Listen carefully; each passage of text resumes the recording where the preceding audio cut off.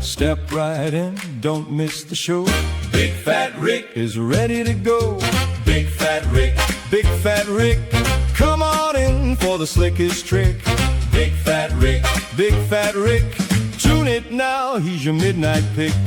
Big Fat Rick, Big Fat Rick, stay tuned now for the Big Fat Rick Show. Hey everybody, welcome to the Big Fat Rick Show. I am Big Fat Rick, aka Rick Ruger. Want to welcome everybody. So how's everybody doing tonight? I've come to the conclusion that driving in Philadelphia isn't transportation. It's a full contact sport.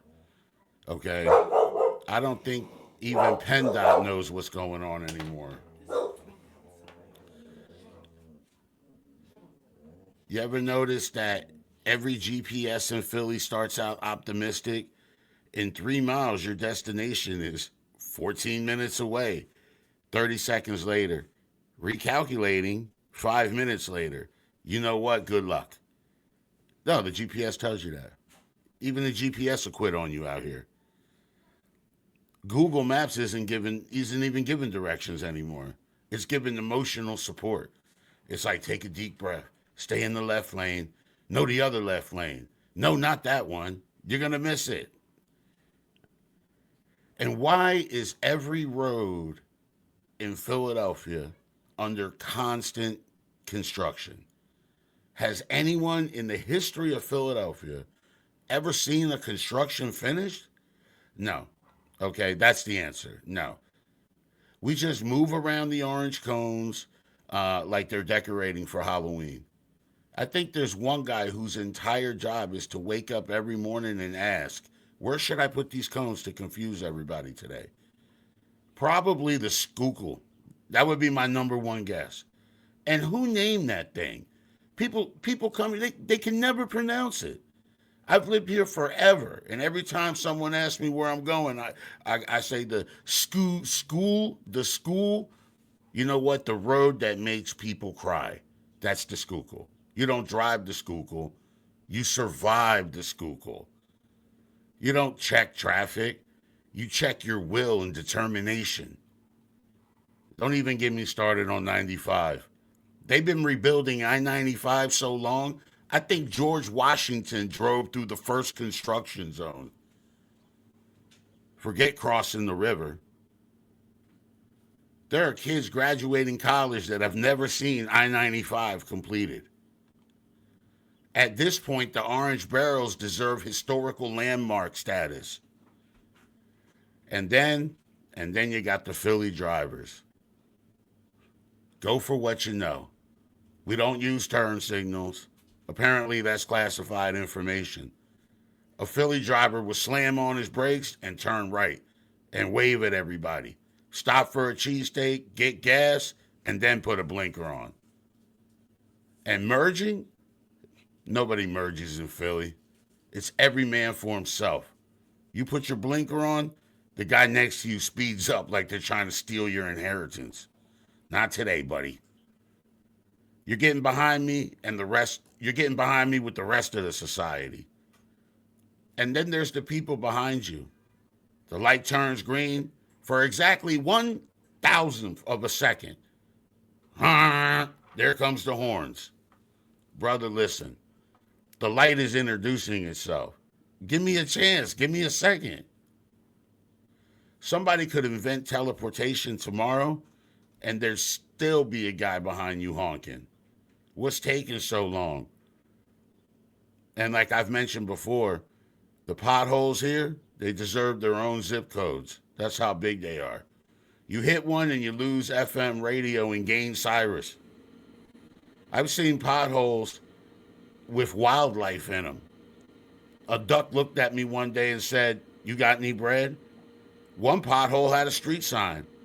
And another, like I told you before, had a mailbox. Parking in Philly, forget that too. You can circle the block 17 times. You finally spot a spot you can park in. It's reserved for a scooter that's been laying on its side since Easter. And you don't dare leave for 5 minutes. The second you move your car, 37 empty spaces magically disappear. It's like the city's playing practical jokes on you. And then there's always those people double and nowadays even triple parked. Yeah, they got their hazards on. Apparently in Philly, hazard lights translate to, hey, I can do whatever I want. Sir, you're blocking traffic, backing up 4 intersections. People are missing weddings, but it's okay. You got your hazards on. Then they got the SEPTA buses. Man, those things don't merge. They announce themselves. I'm coming over and figure it out. And everybody does because this is Philly. Because the bus weighs about the same as my first apartment. Now look, I love Philly. I really do. The food we know is amazing. The people, they have personality. Sports fans, I think we're the best. Okay, maybe slightly unhinged, but I think we're the best. But that's family. Traffic here builds character or high blood pressure, sometimes both. So tomorrow morning when you're sitting in that bumper-to-bumper traffic, running 20 minutes late, watching a guy change 3 lanes with no signal while eating a cheesesteak, remember, you're not stuck in traffic. You are the traffic. And if you can survive driving in Philly, you can survive just about anything. Welcome to the Big Fat Rick Show. We have 3 wonderful guests for you today. We have Jim Burgoon, Matt Dodd, and Crissy B. the Great. Our first guest we're going to bring on is going to be Jim Burgoon. What's going on, man? Jim? Hey. How you doing? I'm good. Glad to be here with you. Had to give him the applause. So Jim is a first-time published author, a life coach, faith-based life coach for entrepreneurs. And anything else I missed there? I'm sure we can go into a whole lot of stuff, but the thing to really focus on is just, if you feel stuck, if you feel burnt out, if you feel like there's more to you, there's more that you want to do, and you just don't know how to move forward, I'm the guy you want to call. All right. So your book, you recently wrote a book that was published. Do you have a copy of it there? I meant to tell you to bring a copy of it. Always, right there. Okay, now this is a book based around surviving trauma. Am I right? Correct? It's not about so much surviving trauma as much as it is dealing with the thoughts or the deceptions that we hold on to. And it does, a lot of those things do come from trauma, but the reality of it is the book was written more on how do you deal with the negative thoughts and the negative processes that we go through. Does the book help identify possible trauma traits to say, okay, well, this behavior is coming from a deep-rooted trauma or something? I do mention some of that in there, but I focused more on the reality of what you're believing or what you're saying. So like, I'm not good enough is a really big one that most of us deal with. And I do go back into saying that I'm not good enough does come from potential trauma, which is also this abandonment issues and these wound issues. So we do dive into it a bit, but the focus is much more on identifying the thought as much as we're going to understand where it comes from, but we're going to focus on what do we do with what we have. Okay. So this is your first published book. Now, correct me if I'm wrong, you've written 2 other books, correct? Correct. Okay. Why was this the right time to finally release this one? It's a great question. And I think the right time is because I drug my feet for about 6 or 7 years on this one. Back in 2017 is when I wrote it. And then I updated it through the years, and then I just left it. It was because I was dealing with my own thoughts. I was dealing with my own fear of rejection, my fears of, being public, being out there, because my own trauma said, be small because that's safer. And so there was a point in my own healing journey where God was like, are you ever going to release this book? And I was like, okay. And so we went ahead and went through the whole process and got it out there. So, what kept the first two books from being published? It was around the same time that I wrote all three of them. This was actually the first one I wrote. The other two came after. And so they were sitting there, they're sitting there still because I didn't want to release all three at the same time. So when I finally got the courage and the healing to enough to say, okay, it's time, I went ahead and released this. And I do have a schedule for later this year into beginning of next year for the other two. Okay.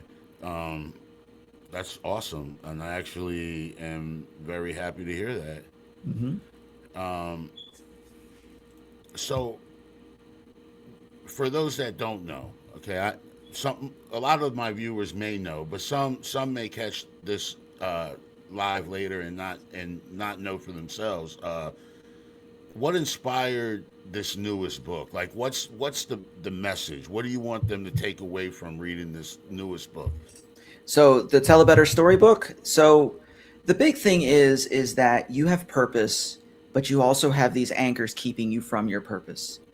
And so if we can start taking up those anchors to start making forward momentum, you can live that purpose, that potential that you have, but you don't know how to access.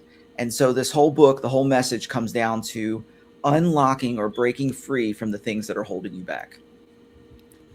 And Jim, did you struggle with self-doubt or fear while writing this book here? Oh, absolutely. Absolutely. Like I could have probably put tattoos on each arm of self-doubt and fear. And because when I started writing this book, it was a really dark time in my life. It was 2017. My wife's illnesses were very, very chronic. We were trying to navigate that. I had just lost my job. There was so much chaos happening. And so I dove into being like, you know what? I'm going to just write. I'm a writer and a speaker by nature. So I just said, let me just write. And so I started writing this. And throughout that, I was like, well, I'm never going to let anybody see this because fear and doubt, because I didn't want to be rejected. I didn't want people to say, oh, blah, blah, blah, and criticize my stuff. Because back then I was at a place where it was almost like if you criticized what I did, it was like you were criticizing me. And it was an unhealthy state. And I couldn't handle the criticism because I'd spent most of my life under one level of trauma or another. So it was like I had to find healing before releasing it. So yeah, when you talk about fear of rejection, fear of being seen, fear of, doubt and all this stuff, all of that was present. So the way you overcame it, I think you touched on it a little bit, but can you let us know how did you overcome that and now be able to put this book out? So I want to be able to make sure that we understand one thing is I'm in the process of continually overcoming it. Like I don't think that sometimes that it's an all or nothing. Like you're either all there, you're not there at all. I think there's a big portion where you're working on it. You're constantly gaining ground. You're working on that healing. And so the three things that I really did was number one is I confronted it. And that's a really big thing about this book is confronting the things that have been holding you back. So it was the confrontation of it because I didn't want confrontation in life. I didn't want to deal with the truth. I had to stop and say, boom, let me confront the things I've been running from. The second thing, lots and lots of prayer. I don't know if you guys who are listening, follow Jesus or not. I do. And so it was bathed in prayer. It was like every other day I was praying. I was like, Lord, help me get my thoughts together. But beyond that, help me heal my heart because it was relational wounds, which was most of the damage. So I have been relationally hurt most of my life. Help me heal that. And then the last thing was really kind of getting over myself. So going to therapy and going to places that are going to really force me to say, you know what, I'm really who holds me back. Everybody may have done something to me, but it's me who's doing something to me now. And so I had to work through that. And so that's where therapy came in. And I did therapy for multiple years back then. And I'm back in therapy now because I want it to be. Because I still want to work on myself. I started digging deeper into like personal development, my leadership stuff that I do. And so all of that kind of made this beautiful, beautiful thing to say, okay, we're healing, we're developing, and we're praying. Let's move forward. So Jim, that's interesting. So is that a familiar process for a lot of people, do you think, where they sit in whatever, they bask in whatever negativity. Then they blame other people who may have actually inflicted it. But then Hmm. what is the last stage? I guess that's where you decide, okay, now what am I doing? Is Yeah. this a process? Is this like is that's how it went for you? Yeah, it's exactly how it went. But I didn't really blame others as much, but I allowed them to hold me hostage to it. I And see. Okay. you know what I'm saying? So here's one of the challenges when you think about it, Rick, is that most people who just about everybody has been through something, but as long as you're willing to blame the other person, they're holding you hostage to that. Hmm. You are emotionally locked down. If you can't get, some people develop that into being a victim, because we have a lot of professional victims out there. Oh my God. I mean, just flat out, there's Yeah. too many professional victims. And Hmm. I think the first thing we have to understand is the difference between being victimized and being a victim. And there's a big difference between the two. So I think there's so many people who are being held hostage by what others did to them. And they never actually make the step into saying, okay, this may have happened to me, but what's going to come from me? What am I going to do about it? Yes, it sucks. Yes, I'm living in negativity. Yes, I have this heaviness and this burden. What am I going to do about it? Either I'm going to just complain for the rest of my life and live in it and just say, you know what, it is what it is. I accept it. You can't change me. I'm just who I am. Or am I going to believe what the word tells me, what God tells me? I'm more than my past. I'm more than what happened to me. So if that's the case, what do I need to do in order to overcome? What do I need to do to heal? What do I need to do to say I will no longer be held hostage by people who bled all over me because they never got healing? Yeah, it's such a sad thing and such a vicious cycle. I know exactly what you're talking about, though, Jim. The perpetual victims, Mm-hmm.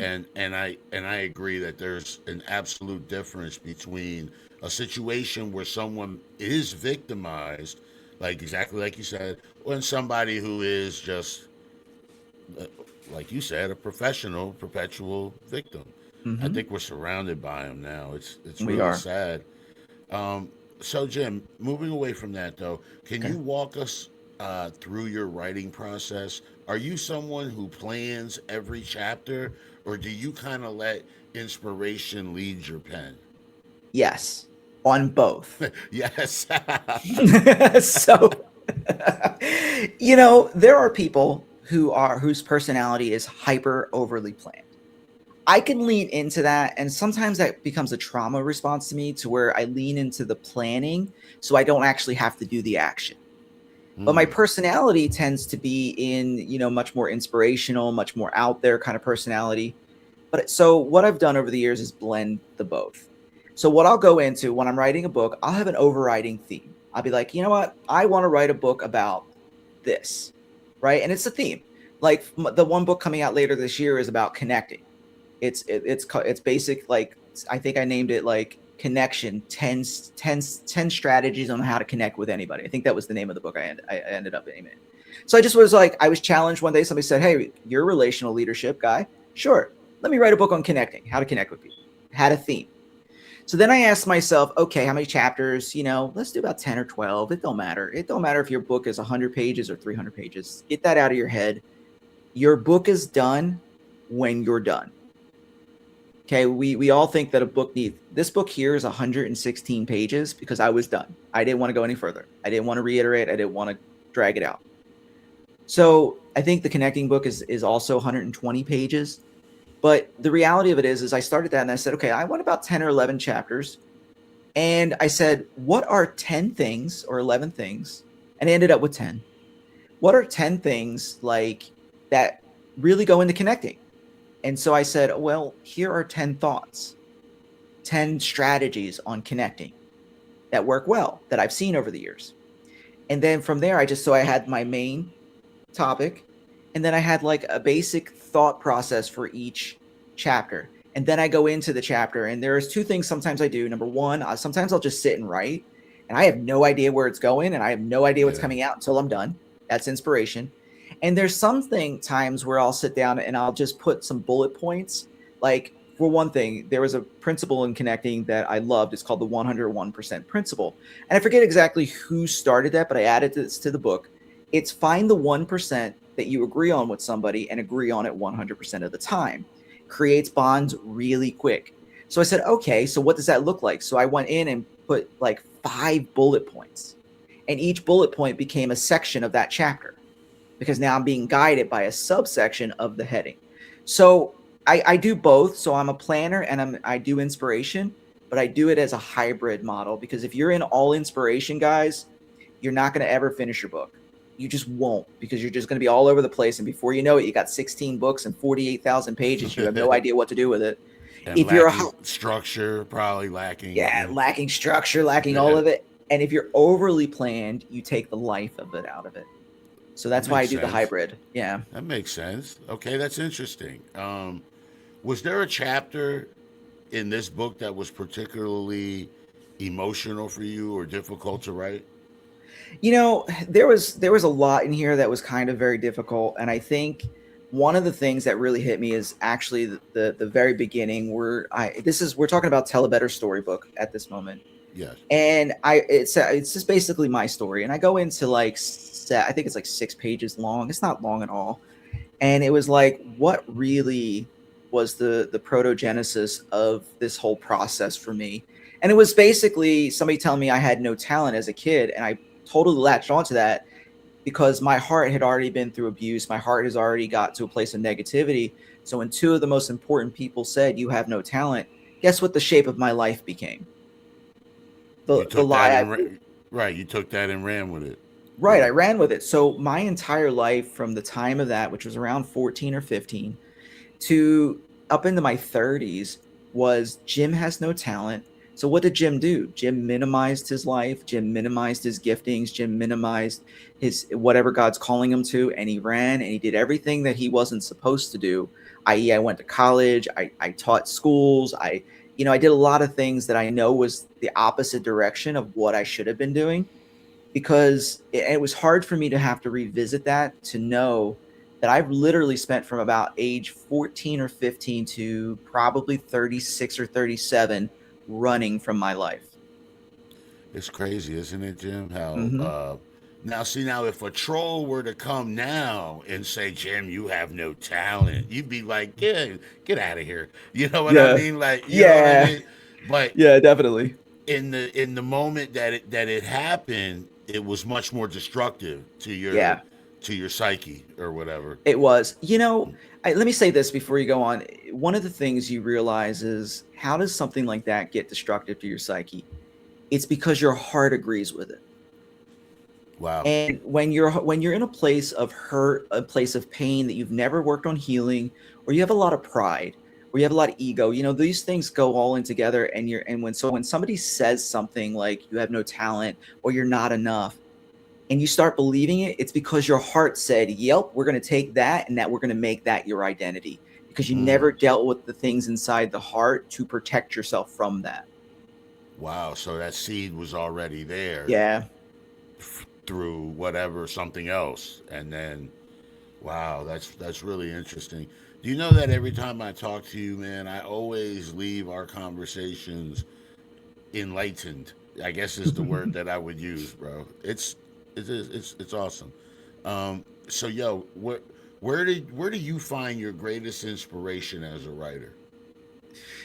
First and foremost, and sometimes it sounds cliche, because you being a music channel, you hear all these stars get up there, and I feel like most of them are insincere, but they thank God for the first time, and I always Mm, ask, which God are you serving? That's my first question every time they get up. But my inspiration, first and foremost, comes from Jesus Christ. I mean, I would not be here today if it wasn't for him. I would not be doing what I do if it wasn't for his guidance and his love. And in addition to that, it's knowing 2 things. Number one, that my wife and my kids support me. And when I was in my master's program, because I have a master's degree, I don't know if most people know that, there was a class I took. It was on leadership development. It was probably one of the most prolific leaders that we had at the time, Dr. Bobby Clinton. And he said, "What is your legacy marker?" And he gave us 8 legacy markers. He says, "Pick 1 or 2, and these are the legacies you want to leave." And I said to myself, one of the two I picked was to be a prolific author, to write 50 books before I die. And I chose that for two reasons. Number one, I wanted to leave a lasting legacy for my kids and their kids to see who I was, to see how I thought, to see how I approached things. And so touch generations. And number two, I know that because my wife and kids are supporting me, I can actually leave something greater than I am, something that will outlast me. And the other thing was, when we get into why I do what I do, I feel like it's a gift that God has given me, and I have to use that gift, or I feel like I'm wasting it. You feel like you were born with it? Yeah, I really do. I feel like I didn't develop it really until I was like 12, but I was like, I never shut up. I've always been a communicator, so I've never shut up. I was always penning something. I think if I found my notebook, bro, like when I was 13, I wrote an entire poetry book. Yeah. When I was like 13. Me too. That's crazy. That's like the year it starts to, between 10 and like 13, I think it really starts to manifest itself. Yeah, I think you're right. If you're born with it. Yeah, you may be right. Yeah. That's crazy that it's the same age for both of us there. Well, I guess not that crazy. You know what I mean? I guess not that crazy. We share some genetics, so maybe. I don't know, man. Yeah, that is weird, man. Are there any, like, outside of your family, are there any, like, leaders or pastors or anybody that's had, like, a major, and you can't say Jesus, that's had a major... Jesus. Jesus. No, you can say it, but I mean, not as an answer. You know? It's always the answer. I know what you're saying. You're killing me. It is always the answer. But I don't know if it fits, like, you know. I know what you're saying, man. I know what you're saying. Who have been some of my major influences? Listen, yeah. we used to joke about that in college. We said anytime we have a test, put down Jesus for every answer because they can't fail you. So that's funny, man. Yeah, Bible college. The Bible college, right? That's what it was. It's like, if Jesus is always the answer, what was the historical context of first century Jesus? Like, it didn't matter. Jesus. Yeah, right.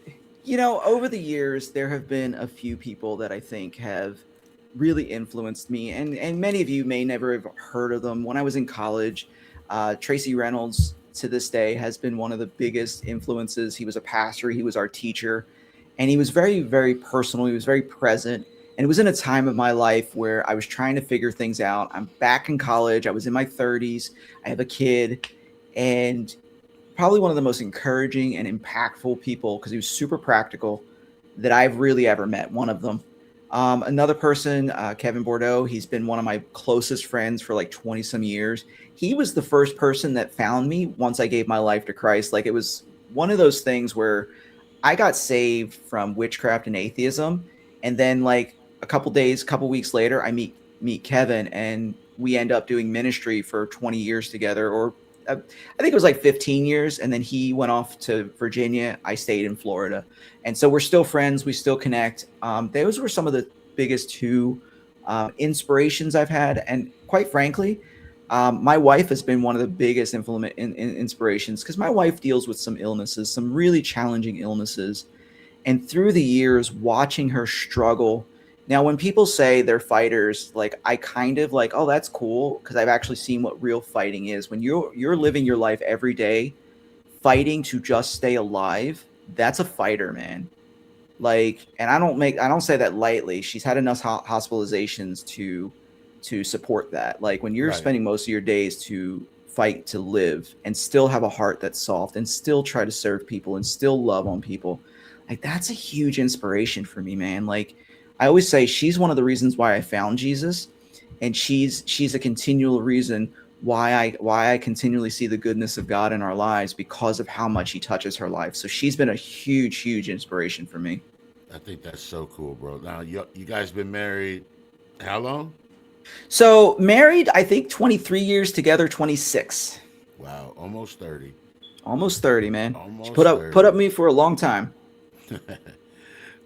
So you're a faith-based life coach for entrepreneurs, right? Life and leadership, yeah.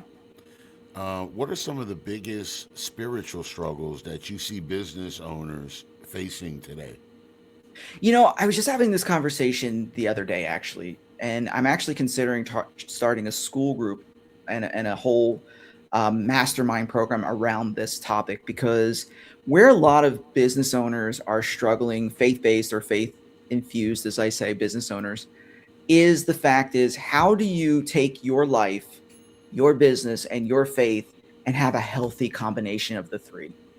And I think there's such a struggle there because we don't want to go into business and just create our business as an extension of another ministry or another church service, but we don't want to be without Jesus in it. And then how do you stand up in a world where business life and leadership is all like anti-Jesus and you're trying to show Jesus? Like, what does Right. all of that look like?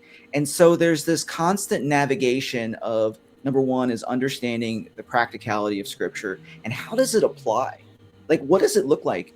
One of the things that we look at, or one of the things that I've been in discussion with is like, whenever you hear the gifts of the Spirit, prophet, that pastor, evangelist, and all that, you think church immediately. But what does that look like in business if I'm pastoring my clients as a coach? Like, what is all like? And this is the conversation I want to have: is the foundation, the spiritual foundations, as we do life and business in a world that really doesn't want you. Yeah. Um, so like, how do you juggle all that and not sacrifice your faith, your family, or your integrity? I mean, Mhm. that's it's that's really a tough thing, especially if you launch into a small business, it starts to become successful. Mhm. That's where it opens up for uh, kind of going off the rails a little bit. So how do you maintain all of that? Like, what is one of the things that you try to implement in the people that you're coaching that for them and able to navigate everything without sacrificing faith, family, or integrity? So I think there are two things to look at this, and that's a great question, Rick. The first thing is we're going to go to the second one, which is going to be boundaries. But the first one I've got to mention is simply the addition of money and responsibility, i.e., businesses and leadership, do not make you go off the rails. It's basically power and money. It reveals what was already there. So if your spiritual life isn't one where you're crucifying your flesh, dealing with your heart, navigating your ego and pride, healing those hurts and pains, looking at your bitterness, looking at where you're lacking forgiveness, I promise you when you put a lot of money on top of that, it will show exactly who you are. And so it's not like you're going off the rails because suddenly you got a business and a money or a show. It's you're going off the rails because you never dealt with your character and the pain and the hurt of the past, The trauma. the trauma. It's just because power and money are revealers, right? They don't create a bad person. They reveal what's already there. So get before and deal with those things. The other thing is boundaries. And I think we live in a world that people don't have boundaries, or they have very, very weak boundaries. Boundaries are, let me give you my basic definition. Boundaries are what I'm going to do in response to what's coming at me. That's it. Has nothing to do with you, has everything to do with me. So if you say something mean to me, Rick, or you're nasty with me, or you're sitting there and I don't agree, I don't approve it, I don't like it, I'm going to go, hey, my boundary is I don't let people talk to me like this. So either A, we separate and just reset and come back to have a intelligent conversation, even if we disagree, or we just walk away and we're done. I'm not going to have a conversation with you anymore. Like, that's a boundary. Like, it's not because you hurt my feelings. It's because I don't accept people talking to me a certain way, period. Like you And said, so, that's more about you than has nothing to do with them. right, has nothing, because I can't control you and I can't control what comes from you, but I can control what comes from me.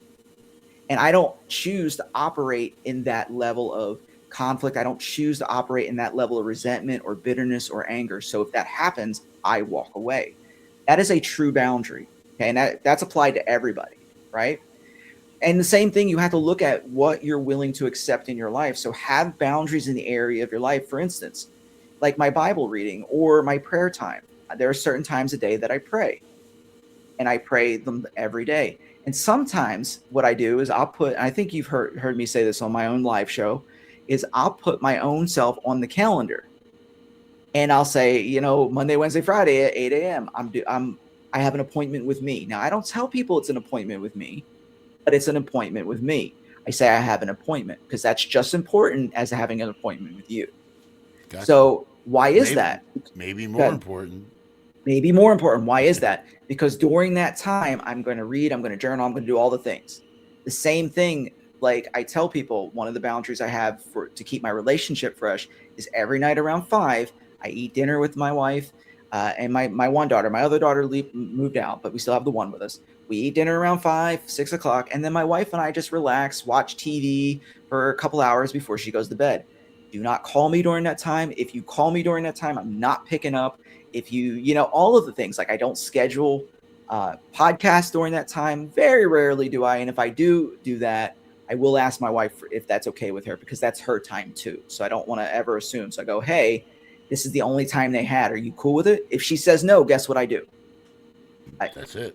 That's it. I'm not going to schedule. I don't care what the opportunity is, because I protect that time with her voraciously. Like it's a non-negotiable. And so let me say this, your boundaries should be around your non-negotiables. Most people can't define their non-negotiables because they're either people pleasing, or they're codependent, or they're just so hurt and anti-people or anti-social. The problem is you have to get to your healthy non-negotiables and to build a life around them. Man, that's so interesting. So every day at 5, that's it. Jim's out of commission for a few hours right there. Yep. I enjoy eating dinner with my wife too. This new thing that these people, like, they just eat wherever. Like, dinner's ready and one's eating here, the other one's upstairs. Yeah. I don't know. That's not family to me. You know what I mean? I can't say we don't do that sometimes, but we try to be at the table as much as possible. Yeah, well, I grew up like everybody at the table at a certain time. You don't even start eating until everybody was there. That is one thing about my childhood that I do appreciate a lot about my grandparents and the way they were. So, Jim, what's one piece of advice that you would offer somebody? Let's just say, what's one piece of advice you would offer the old Rick, who is being called by God to do something bigger with their life, but is either because of fear or trauma or whatever the case is, they don't respond to God, they don't take that step? Okay. I think that's a great question, and this will apply to your listeners as well, particularly because many of you guys in this community are looking to be successful, right? Can we safely say that people are looking to have either a successful career or something like that, right? Absolutely. So here's the hard truth. So I'm somebody, if I was to coach you, I don't try to save your feelings.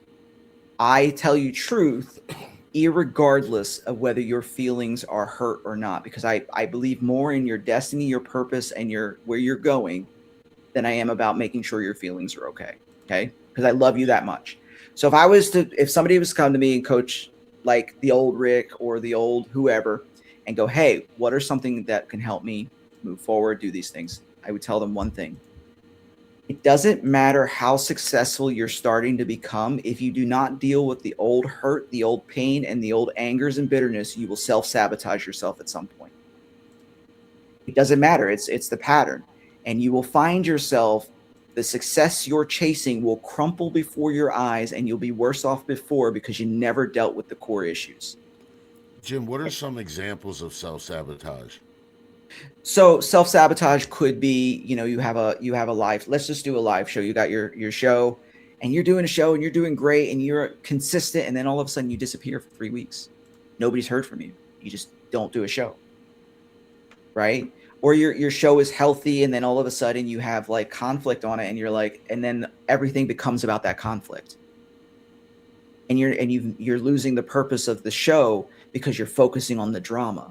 Like right. All of this is self-sabotaging. Or another self-sabotaging I've seen in several of the clients I've had is like they've got a podcast that they're growing, and then all of a sudden they have their on-camera personality. And then when they get off, they're mean as a snake to the people around them. Like I've seen that over and over and over again.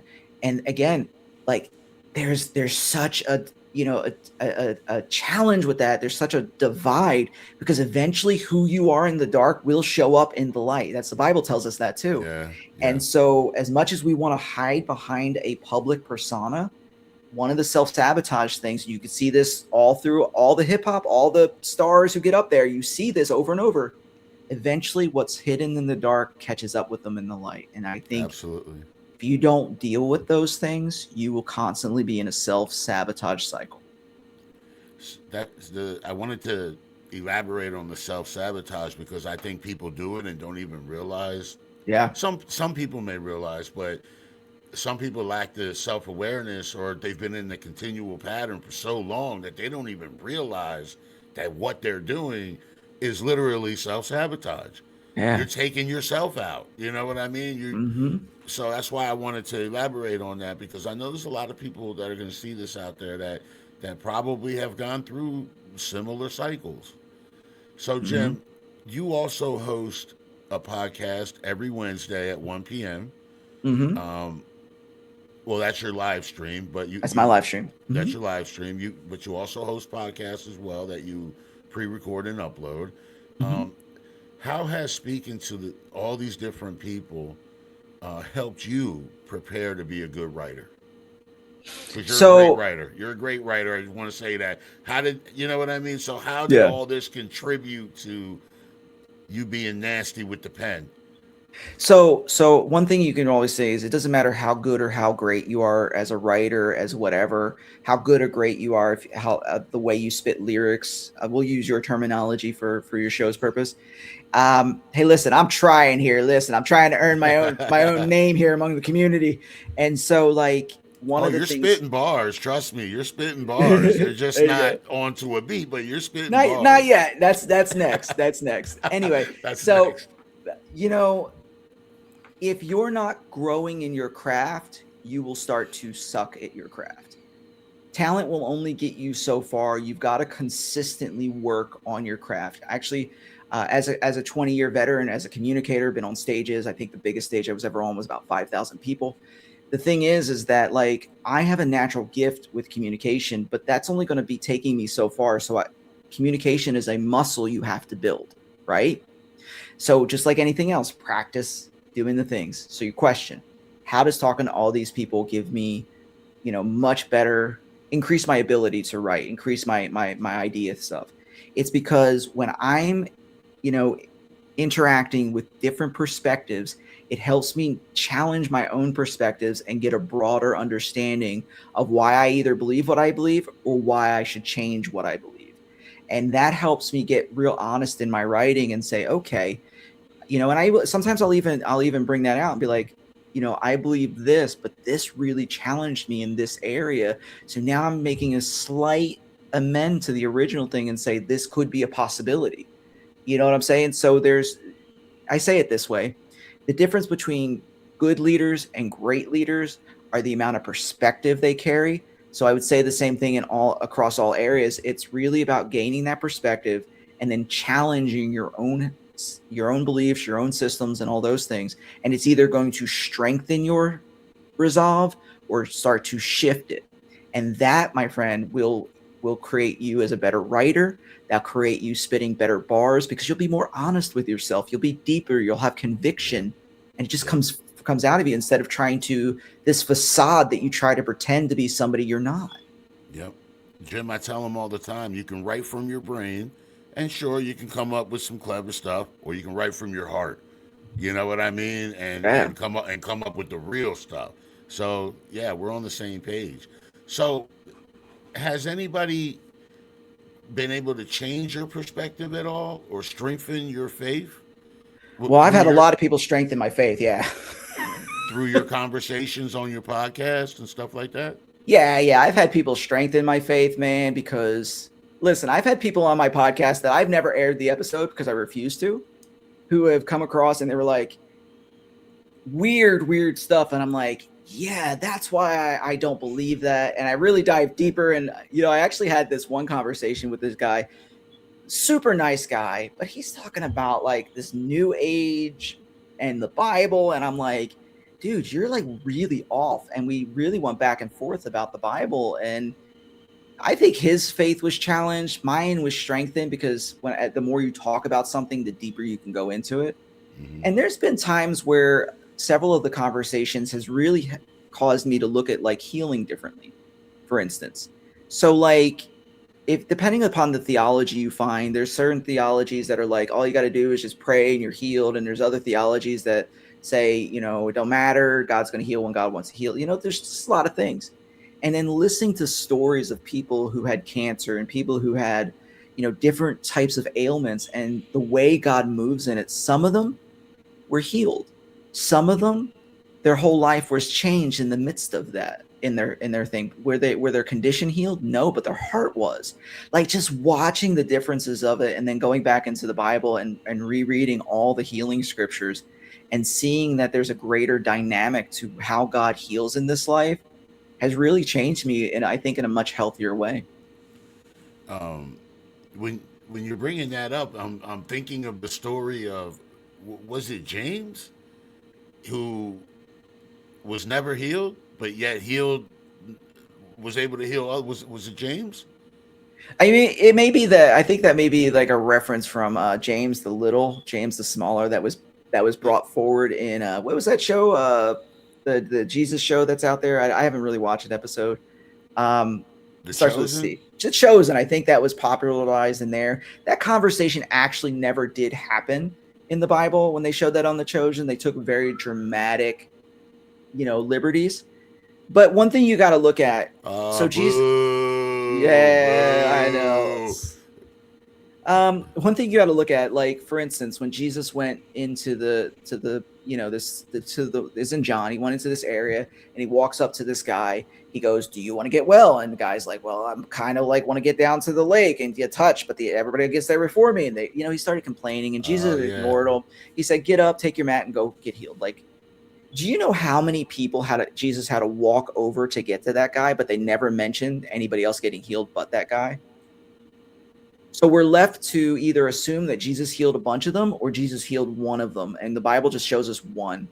Another And I story guess that I it's look, one. it's If the the one, Bible right? shows one, it's one. Right, but we don't know like what happened after that. But like for instance, one of the stories I love is at the gate called Beautiful in the Book of Acts, where John and Peter come up and they're like, guys, like, hey, you know, I need to be healed, and they're like, silver and gold we don't have. He didn't say I need to be healed. He said, give me some money. He's like, silver and gold we don't have, but rise and walk in the name of Jesus. What people miss about the historical context of that was that during the 3 years ministry, Jesus would have walked by that guy, because it said this guy was sitting there and he was lame since birth, and he would have been sitting there every day of his life for alms at the gate called Beautiful. And Jesus would have walked by that dude for 3 years and never healed him. But it was James and Peter, or John and Peter, who healed this guy. Like Jesus walked right by this dude, but it was but Jesus used the disciples to heal him after the resurrection. So we just don't know ultimately in a lot of things. But yeah, there are some What's times. your best guess then? What's your best guess? So I think my best guess, there are times when God heals directly. There are times when God uses people to heal. There are times where God is less interested in your physical healing because he's more interested in your emotional and mental healing. There are times where, you know, maybe the fact that we're stuck, or not stuck, I don't like to use the word stuck, but maybe the fact that we haven't seen healing yet is because we're learning dependence. Like there's a few things that we can really dive down and just kind of speculate and get in there with. But what we do know is two things, is that God does heal, and the healing is in God's timing, neither of which are based on what we think or demand. That's really interesting, because I've also wondered stuff like that. Like, why this person but not that person, you know? And sometimes, like, you know, you don't, Jesus got news that Lazarus was sick and dying. And look, let's just be honest. Jesus can heal anybody from anywhere with just half a thought. He didn't have to go where, he didn't even have to go where Lazarus was to heal him. Okay. But so he gets the news that he's sick, but he doesn't rush there to heal him. 4 days. In fact, he allows him to die. Yet Jesus is emotional about the death of Lazarus, or at least the terminal illness. Oh, he's Because dead. he's Bro dead, died.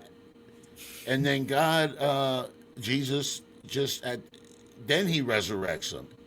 Hmm. I mean, Do you you know can. why? I think my best guess, since you asked me, I think Yeah. my best guess is because he wanted more people to see the res. He wanted a lot of people to see it, um, and also he wanted to demonstrate uh, the will of the Lord. You know what I mean? The Hmm. power of God. Like, Yeah. that's my best guess.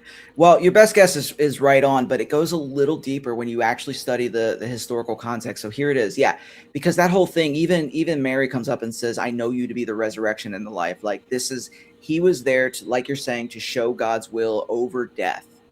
That it really can. But he waited 4 days because in Jewish tradition, the soul hovers over the body for 3 days, and after the third day it moves on, and there is no possible chance of coming back after the third day. So what did Jesus do? He waited 4 days to show them that it's God and God alone who has the power over death and whatever he wants to do, and he brings them back after 4 days. And that would have, people would have seen that and be like, this is impossible. Like there's no way. Like within the Yeah. first 3 days, sure, a prophet or something could came and be like, resurrect. We saw that in the Old Testament. But Jesus waited the fourth day because in Jewish mindset or Jewish belief at the time, that soul was gone and never to be resurrected or revived after that third day. Thus demonstrating the ultimate power of Jesus, Ah, absolutely. and also encapsulating his own story that was yet to be told, where he died and was resurrected after three Yep. days. Hmm. Oh man, what a crazy story! What a crazy story! Amazing. So you've been married for nearly 30 years, like we said, and obviously that's something to be acknowledged and celebrated. What's the biggest lesson you've learned about building a Christ-centered marriage with Mary? So, biggest lesson is actually put Christ in the center of the marriage. I think there's so many people that talk a big game but don't actually walk it out. And so, what does that look like? Number one, it goes beyond just praying, guys. Like we'll sit there. Well, I pray with my spouse all the time. Yeah, that's the bare minimum is prayer, right? And there was years Mary and I didn't pray together. We prayed for each other, but we didn't pray together.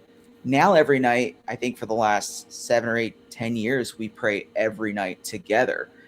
But there wasn't always a time like that. But when I talk about putting Christ in the center of our lives, that means acknowledging the lordship of Christ over your life, over your finances, over your healing, over your relationship, over your kids, over your business.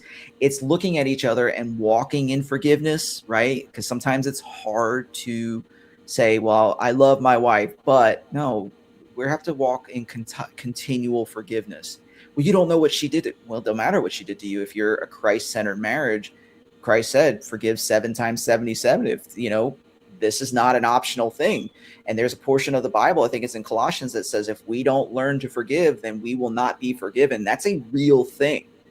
Like if you want to walk in a Christ-centered marriage, forgiveness has to, and to get 30 years in a Christ-centered marriage, especially when life hits and everybody's got trauma and everybody got mental illness and chronic illness and everything else, forgiveness should be the number one thing in your heart at all times. I imagine there's been quite a bit of forgiveness in your home throughout 30, in order to sustain a 30-year marriage, like you said. Yes. There Lots and has lots to of be. forgiveness. Yeah, there Lots. has to be. Because I know I get on Lisa's nerves like 20 times before I even come down for coffee. You know what I mean? Right. Yeah. So she's definitely always in that mode of just letting the moment and then, you know what I mean, waiting for the Yeah. next moment, letting that moment pass. God Yeah. bless her. I So pray for her. She's a saint, man. She's a saint. so years from now, Jim, when people look back on your life, right, as a Mhm. writer, a coach, a husband, a Mhm. follower of Christ, what legacy do you hope that you've left behind? When I was in college, we did a basically an activity or like this thing, and it was called life sentence. And pastor he's a doctor now, Dr. Reynolds, but Pastor Tracy Reynolds, the guy I told you, he sat with us and he said, all right, guys, He said, we're going to do this thing called life sentence. He said, just think at the end of your life, when everybody goes to your funeral, he said, they're going to say one sentence about you. And then everybody's going to go eat potato salad, and you're probably not going to be remembered after that or talked about, really. He said, what sentence do you want those people to say? And I encourage you and every single person listening or watching to do the same thing. If at your funeral, what is the one sentence, the culmination summarization of your life before they go eat potato salad? Why it's always potato salad, I have no idea. The way you're phrasing this, man, I mean, it's real life, but the way you're phrasing it, bro, like, yeah, you're going to say one sentence, you're going to have some potato salad. That's really what it comes down to, man. Bro, you know it, like, it's true. It's why I'm laughing, because I know. It really is true. But so my sentence, and I sat there and I prayed about it and I thought about it, and Mary and I were together at the time. We even talked about it. I want the culmination of my life. It don't matter how many businesses I have, how much money I have, how much failure I've had, how many books I had. One sentence that my life needs to culminate into when everybody comes back and say, the fingerprint of God was truly on his life. That's it. That's all I want people to say. That's beautiful, bro. That's beautiful. I honestly, bro, like I said, every time I talk to you, I get more and more out of it, I guess, is a way I could phrase it. I really enjoy talking to you, man. That's why I wanted to have you back on here, because we spoke a lot about, of course, every time we speak, Christ is going to come up and stuff. Absolutely. I wanted to, I wanted to get more into the process of writing, though. Mm-hmm. You know what I mean? So that's why I wanted to interview you again and explore, that side of you. Mm-hmm. So just for everybody out there, man, like some people that may not know you, my community's growing every day. Every time I go live, there's new people in there. So you had a checkered past where you were into the occult, right? Yeah. Your wife helped you find Jesus. You've now been together 26 years. That's crazy, man. Looking back on your past, man, what's your greatest testimony? That God didn't give up on me. Because there's so much I gave up on myself, man. So much. And then he sent a woman who decided at the beginning that she wasn't going to give up on me either. There were many times I was trying to give up, many times. And I think the greatest thing is that God never gave up on me. And I know, again, at the end of the day, guys, like, we have to realize that life hurts. People have abandoned us. Relational injuries are real. I have many of them. But God rewired all of that and changes that and really brings us in. He says, he's like, I never gave up on you, and I chased you. And I chased you and I was a fast runner, but I couldn't outrun him, right? And well, what's the Bible say? The son run fast. God run faster. Yeah, right. Yeah. Paul does talk about that. He says, constantly running and chasing the very thing that I can never catch, but yet never lets me go, kind of thing. It's actually, if you think about it and read it, like, it's like Paul playing a game of tag with Jesus. It's such an interesting little chapter, and I think Corinthians, is there. I think I've been, for the better part of my life, playing tag with Jesus. I mean, dude's been after me and putting people and doing all these different things for me, and I knew it and chose not to. But hey, man, look, here we are now. That's what's important. Well, Jim, listen, I want to thank you, man. Thank you so much for coming through. Your time. I know that that's, for me, time is like the greatest currency right now. You know what I mean? Yeah. I really appreciate you coming through, bro. Yeah, absolutely. I love being on the show. I love, being here with your community, and I love being here with you, man. So, brotherly love and all the way, my friend. Yes, sir, man. We'll see you next time, all right? All right, bud. All right, so that was Jim Burgoon, Arthur, life coach, and just a stand-up guy, and who always gives it to you.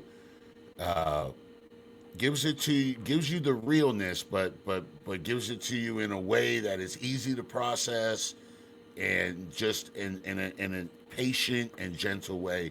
And trust me, it's what a lot of us need in our lives. So I'm gonna take a quick song break, and we'll get ready for our next guest, which is gonna be Matt Dodd, aka the God Dodd, hip hop artist, part of the Rick Ruger community. So we'll be right back, guys.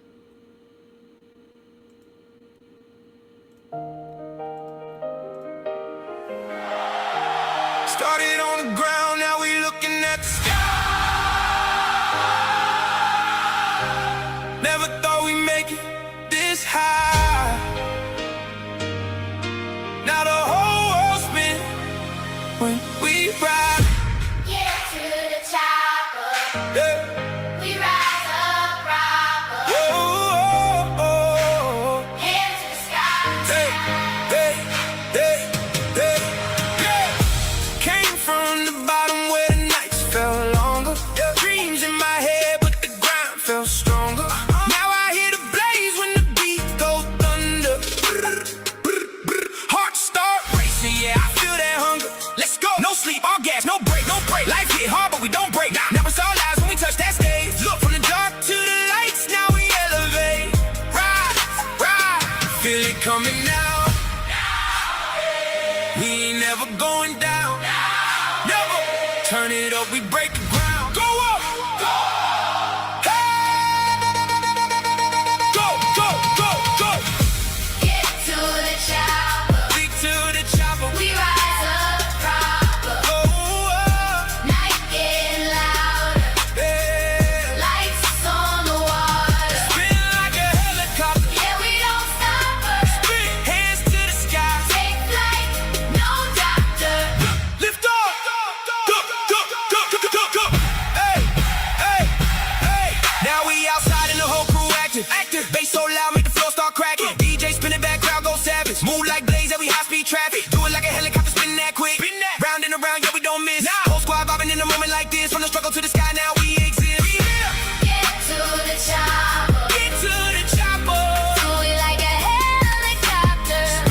Round and around. Now we never gonna stop us. Whole crowd lift when the bass go proper. Get to the chopper. We was down bad, now we airborne.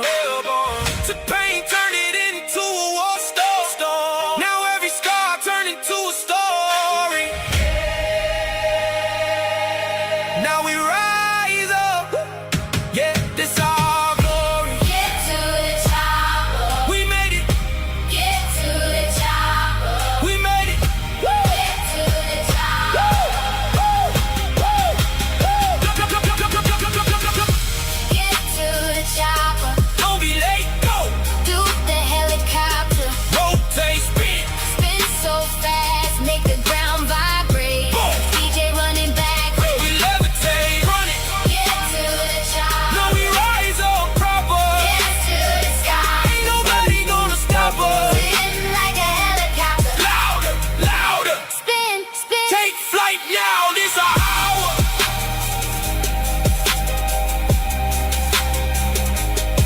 Let's go, go, go, go, go, go, go, go, go, go, go, go.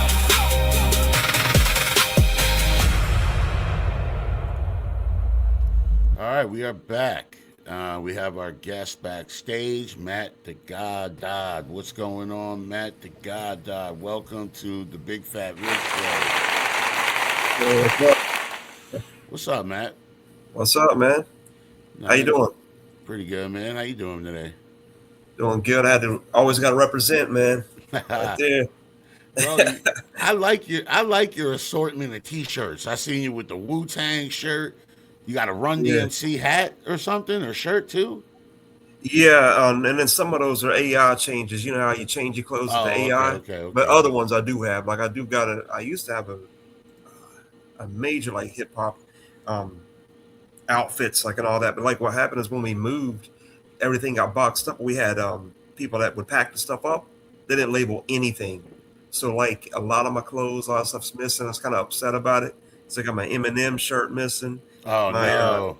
Wu-Tang shirt missing, all kinds of stuff missing. But yeah, it's just how it is. You know, you move, you find it eventually, but you gotta go through everything. You know. What's your favorite one? Still Pac, man. Still Pac is that's like I've had multiple. Actually, I think I have 4 Tupac shirts altogether. Nice. The one's kind of faded, but it has him in different poses. It's like in different scenes, like movies and stuff he was in, and then the album covers had him like it had a bunch of pictures of him on the shirt. It's really dope though. So I remember a like Tupac cover or well, I'll say tribute that you did. Is it Yeah, safe to say that Pac is one of your favorite or one of your inspirations? yeah, definitely a huge influence. But like I basically was in the rap since it almost since it started, you know, because like back in the day, like people don't even remember like Fat Boys, I for do. instance. Some people don't know, but Wipe you know, out.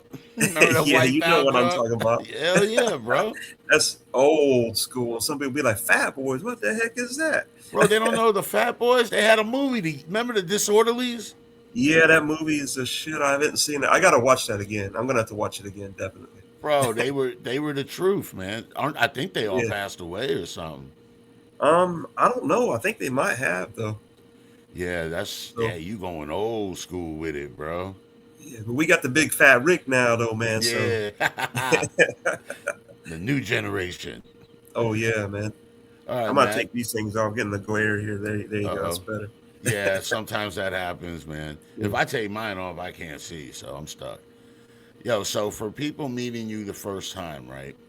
Can you tell us a little bit about your life and what your condition is cerebral palsy, correct? Oh no, my condition is the crazy story is my initials are MD, but my disease is muscular dystrophy. So it's my Ah, disease is the same as my initials. Because I used to tell people that I felt like I was cursed yeah, because that is like one in a million too. They're like, how in the world do you have the same initials as the disease you were born with? that That's wild. that is wild. That is very wild. Yeah. So for people meeting you, can you tell them what life was like with muscular dystrophy growing up? Well, it's like it wasn't it wasn't good because like to start with, well, the crazy thing is I was able to like kind of run and be able to walk upstairs and do all that stuff when I was younger. But what it is it just keeps getting worse and worse. The condition I got, some of people that have it are born where they can't walk at all. Okay. I mean, at all, ever.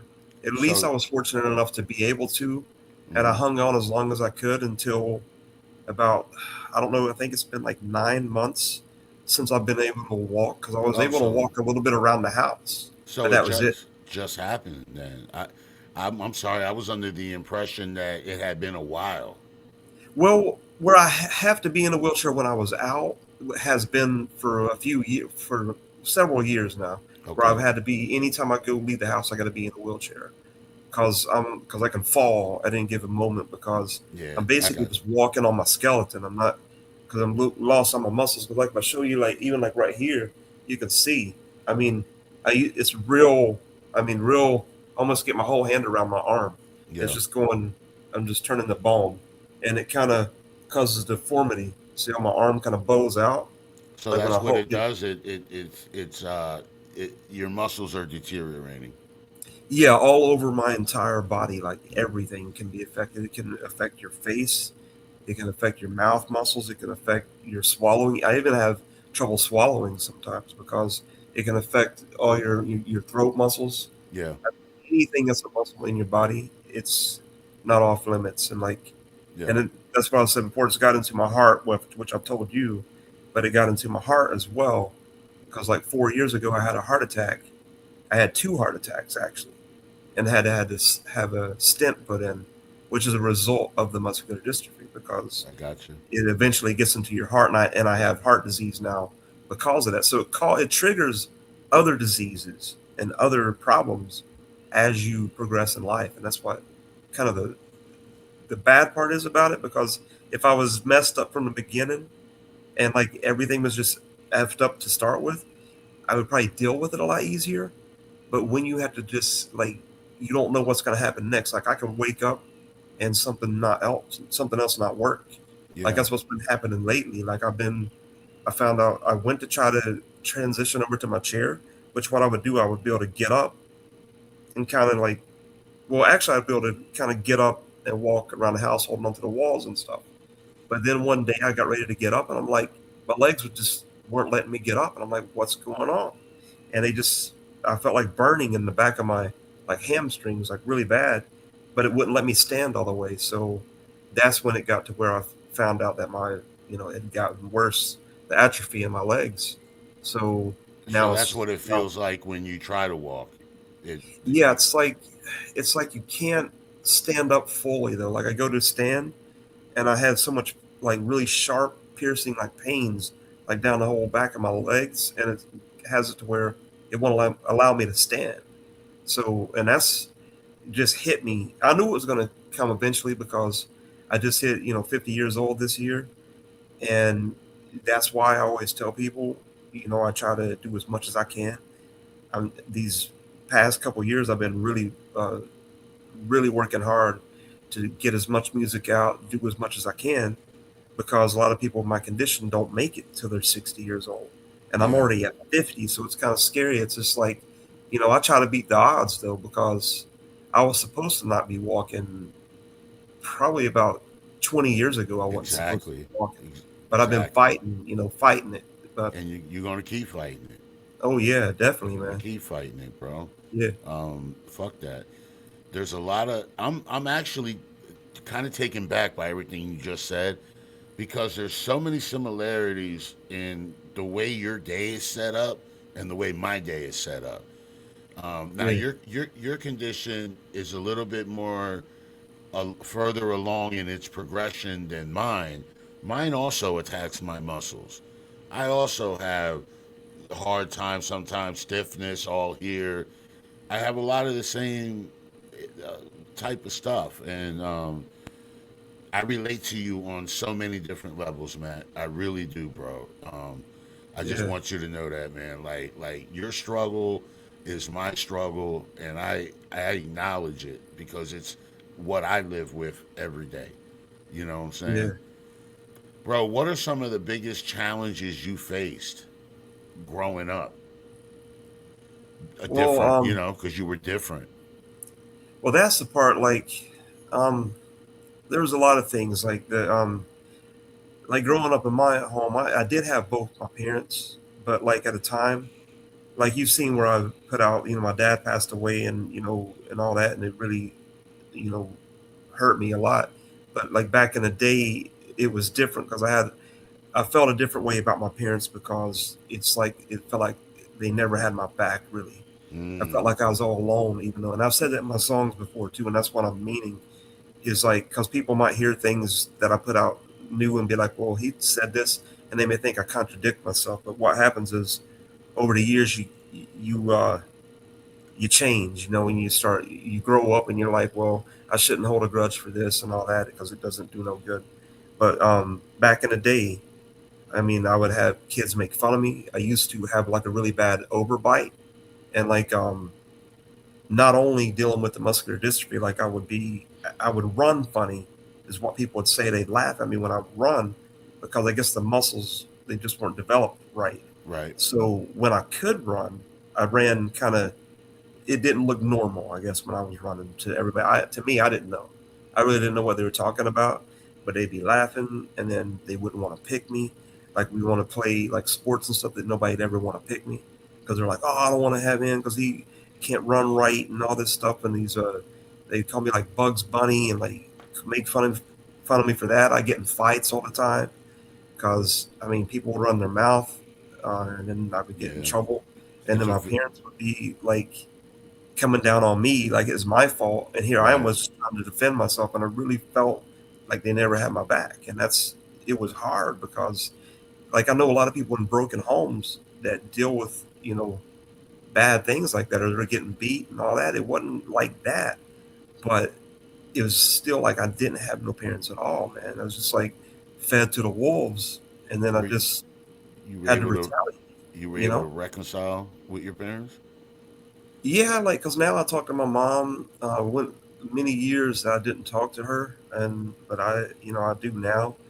I've mended those relationships. And like my father, I'd say the last 15 years he was alive, he was like my best friend because we like um, patched everything up, and my wife kind of helped with that because she had a long talk with him and was telling him, "Look, he needs you," and he like so our it turned around our relationship, and then that's what you know kind of like I don't know it helped that a lot, but at one time I was just like I was like f both of them, man. I was just like that's how I Yeah, felt, I got but you. now I it's a got lot different. Yeah, So, Matt, right now, there's a child in school with MD that's getting bullied the way you did. yeah. What would you say to him? Well, I'd tell them for one, like say if their parents don't have their back, I mean, go to somebody else. I mean, I don't know, reach out to somebody else. Even if you could reach out to, I don't know, some people aren't Christians or don't go to church and all that, but you could reach out to somebody like that. Reach out to a pastor or reach out to, anybody else. Like, say if you're not, like, say the teachers. For in fact, though, I used to even have. It was so bad to me. Even teachers would make fun of me. Oh, So like I couldn't even go to them. So like if it was in that situation, I would say, yeah, go to someone else that would understand your situation that could talk to somebody for you. But I wouldn't say like a social worker or nothing like that because when you do that, then you already know what happens. They don't necessarily help things. It makes it worse. yeah. So I would speak to a preacher and tell them what's going on and be like, hey, can you keep this between me and you? And then just let them know the situation, and then maybe they can help you. But like that's really the only thing I could tell somebody because I felt like I couldn't reach out to nobody. Like I just felt Word. like everybody was my enemy, and my wife even says that now I'm always in defense mode. Like when somebody says something, I just like go ballistic sometimes because that's how I grew up. I grew up always being looked down on and talked down on. So like I built like a wall, like a It's a defense shame. mechanism, basically. It's really a shame, bro, because if any one of them kids would have took 5 minutes out of their day to just talk to you and get to know you, they would have realized you're an outstanding human being. But because of predetermined prejudice, you know what I mean, stuff like that, Yeah. that kept them, you know what I mean, away from doing that, man. It's sad, bro. That hurts my heart when I hear that. Um, just know, bro, that I mean, I think everybody was bullied, but obviously none of us can know what it was like to go through quite what you went through. All I can say is, bro, you're still here, man. You know what I mean? You didn't let any of that stuff take you down. You know what I mean? Any of that, Yeah. bro. Matt, was there a particular moment when you decided that the circumstances that you were dealt were not going to define who you were going to be? Well, I think that's when I guess it started. It started when I joined band, for instance, because I was good at.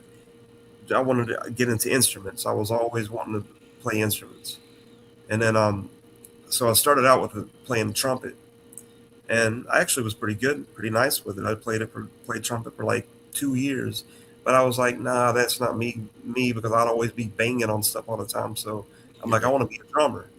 So I got into playing drums, and like I joined this regular band, and then when jazz band came along, I had to get where I could play the whole set and all that. So then I had a tutor, a guy that trained me that was like he was a professional drummer, and this guy took the time to train me of how he could play. So I learned from a really good, very good guy at drums, and I would practice drums like all the time, just like I would play like 5 hours. My parents would be going crazy.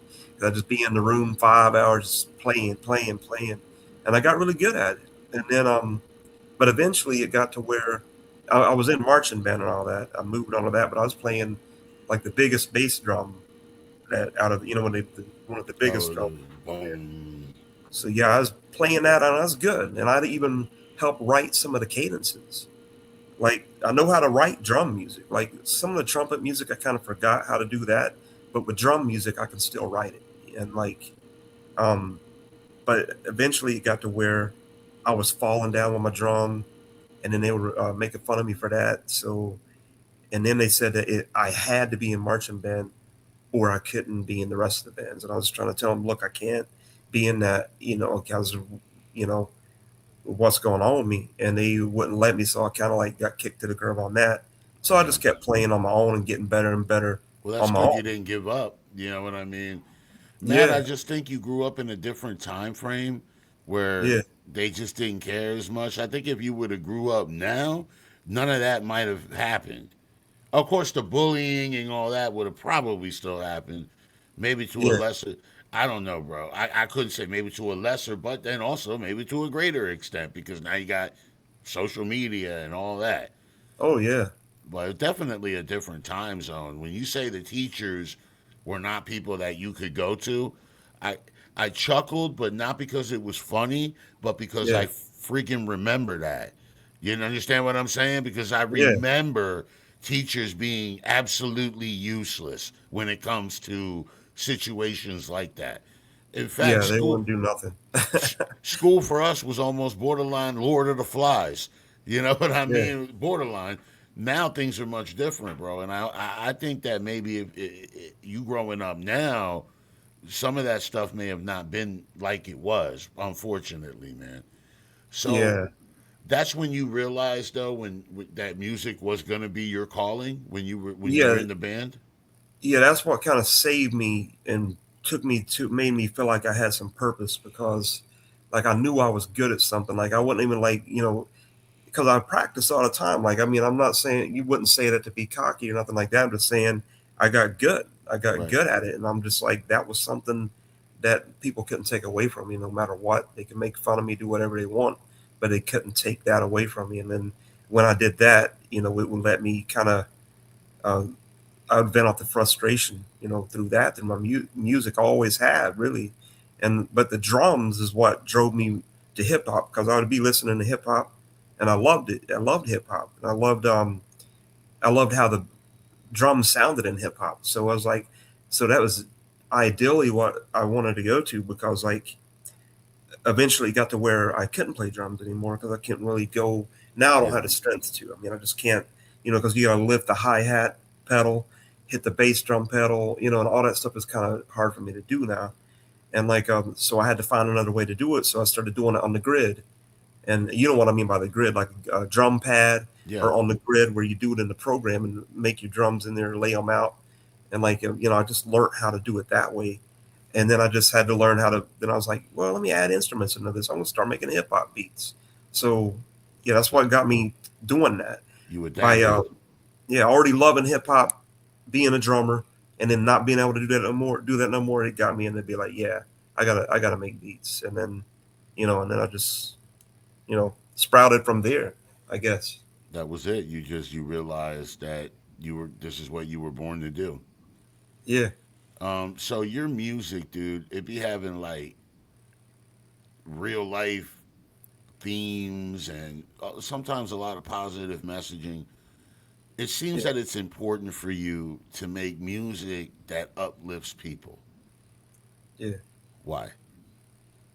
Um, well, I think I do that for one because of the way I was treated growing up and what I've had to deal with, and like try to make something to let people see that even though you may be at your darkest hour, there's still some light somewhere if you got to try to find it. But I like to show, I like to basically when I make a song, I like to tell the story like that, show them how dark, the dark side that I have, but I also have a bright side because I don't give up no matter what. Like, I don't want people to hear that in the music. I want them to hear, and when they first go into it, they're like, this is kind of dreary and all this, but then when they listen, you got to hear the message in the end, and that's what I'm glad that you can hear when you hear my music, and like a lot of other people hear it as well because they'll tell me that I'm like, how do you be so positive all the time? And I'm telling them I'm not positive all the time. I'm probably one of the most negative people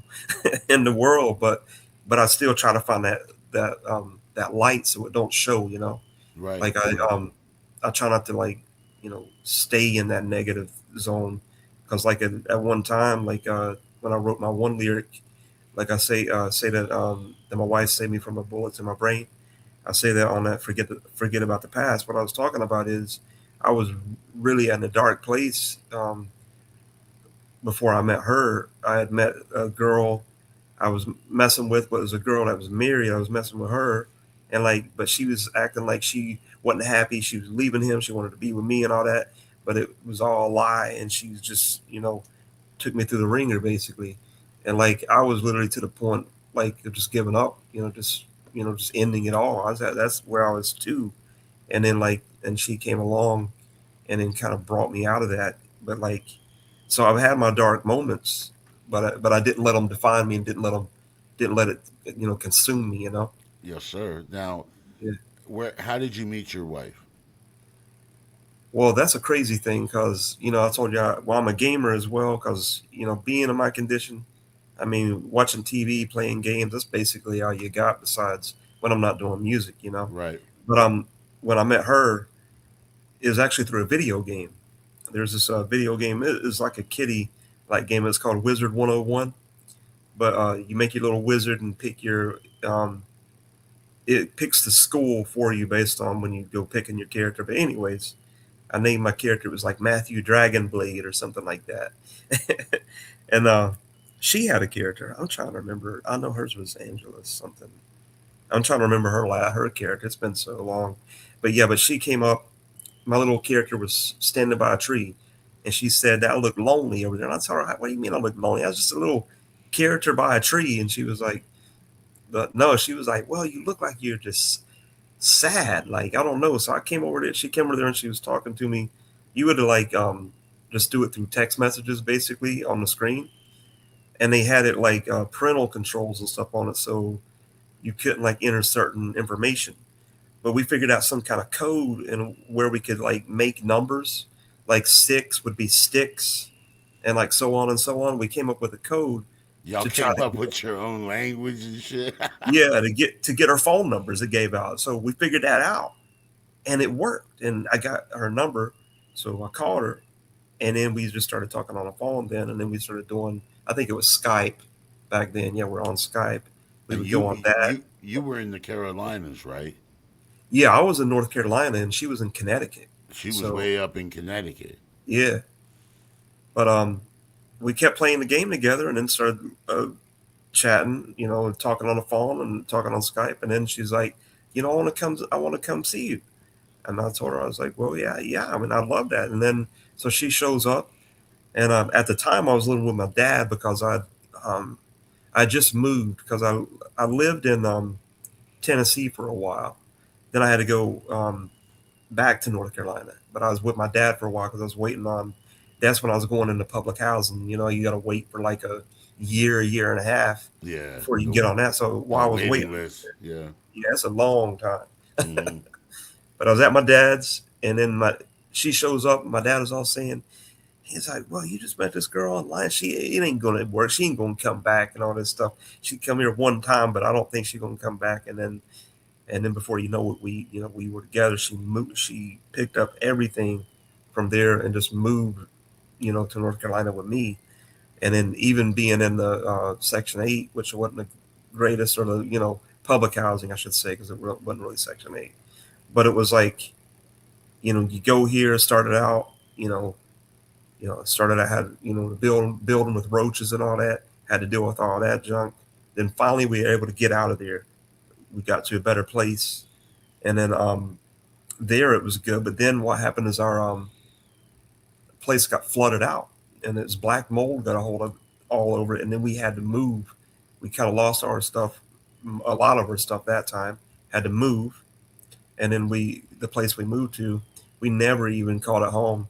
Just had boxes everywhere, and then I don't know, but we came up a long way since there. We started out at the bottom, and now we finally are homeowners now, and that was like it took forever to get here though, That's because we're awesome, bro. That's awesome. ghetto to house, you know.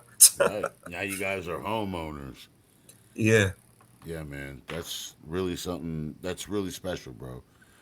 So, is there one song that you've written that means more to you than the other songs? And if so, what's the story behind it? I gotta say, let's see here. There are so many. There are so many, but the one that I'm doing, like if you see where I've been making the videos from some of my older songs, that was just called MD Legacy. And what it is that album I'm working on is going to have all the songs that meant the most to me over the years. But it's still, to forget about the past is one of the ones that means a great deal to me because it's about my wife and all that. But besides that one is the what is it, the Let It Go. Yeah, the Let It Go track. That's the one I sent in not that long ago. I've heard Like, that. that's the one where the hands open up and the butterflies come out. Yeah. Like you just got to let it go with that sample in there.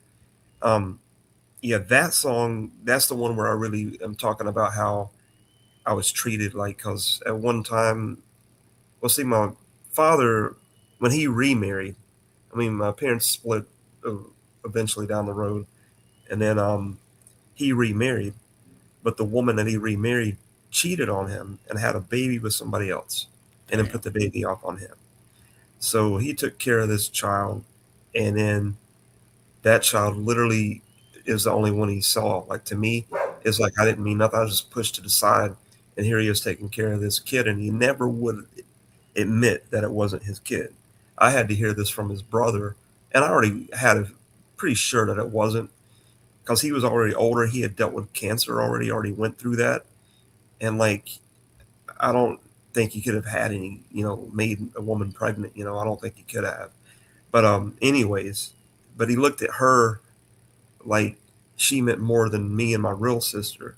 And like even when he passed, she, part of the inheritance, she got a big part of that. And I'm just thinking to myself, I'm like, she wasn't even his. Like she wasn't even his, and they did us so dirty, like too, like her mother, the child's mother. And like I don't even talk to the child. I mean her, well, she's growing up now. She's like 17 or something like that. But You have no yeah, relationship with her. yeah, I just don't have one. But that's what that song's talking about. I was saying my father, that I was saying the only sibling that my father sees, that's the one I'm talking about. And like I And felt like I was, ultimately, not even really a sibling at the end of the day. no, I mean really, really Not isn't. technically. Not technically. You know what I Yeah. mean? Damn, And it's that. just that that song right there though, Let It Go and Forget About the Past are probably two of the ones that have really big stories in my life. So yeah, that's just to break it down. But yeah, there are so many though, because it comes out every time I get on the mic. I hear that. So, That's what I love, man. Now, your wife has been like an incredible source of love and support for you, right? Um, yes, definitely. how has having someone who truly believes in you changed your life? Coming from where you were before, and then you met her, how has it changed your state of mind? I mean, it's changed a lot. Like, and like with her, like when we first got together, say she wasn't really, 'cause she's a Jehovah Witness right now, so she wasn't before. But they constantly study the Bible, always about studying the Bible all the time, and then she kind of gives that positive light to me as well. Like, cause me, I'm still, I have my, we all struggling. I have it's hard for me a lot of times. Like it's not I believe in God and all that, but like sometimes it gets really hard. Um, just based on what's happened in my life. It's just like Yeah. so I have my battles with that, but she kind of helps me get through that because she'll be like, well, you know, God does still love you, He cares about you, and all that.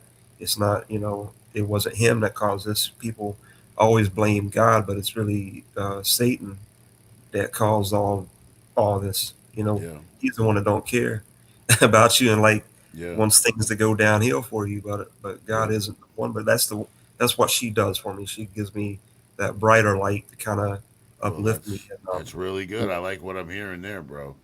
yeah, Um, so living with MD, right? It comes with daily challenges, right? To sum it up lightly. What are some things that people may not realize about your everyday life? Well, that's the part that a lot of people, like, I think um, will take for granted. Like, for instance, if I want to, like, if I have to use the bathroom, for instance, my bathroom's literally right across from me, but I can't. Sometimes I just can't get there because the muscles in my bladder have been, like, even those are affected. So when I gotta go, I gotta go.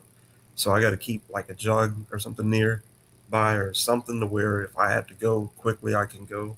But even when and then if I have to sit down on the toilet, I have to like transition. I have to get first. I got to get over to my wheelchair, and then I got to roll in there, and then I got to. Sometimes I can get over, but sometimes I have to have her literally help me get onto the toilet, and then when I get off of it, I can transition into the chair and then get back to the bed usually. And that's in this situation now. That's when I'm still able to get my bones in a position where my legs can, hold me up just enough to get to the chair. Basically, is what I'm saying. Kind of like I'll be like in a bent over position, and just kind of gotta like fall back into the chair.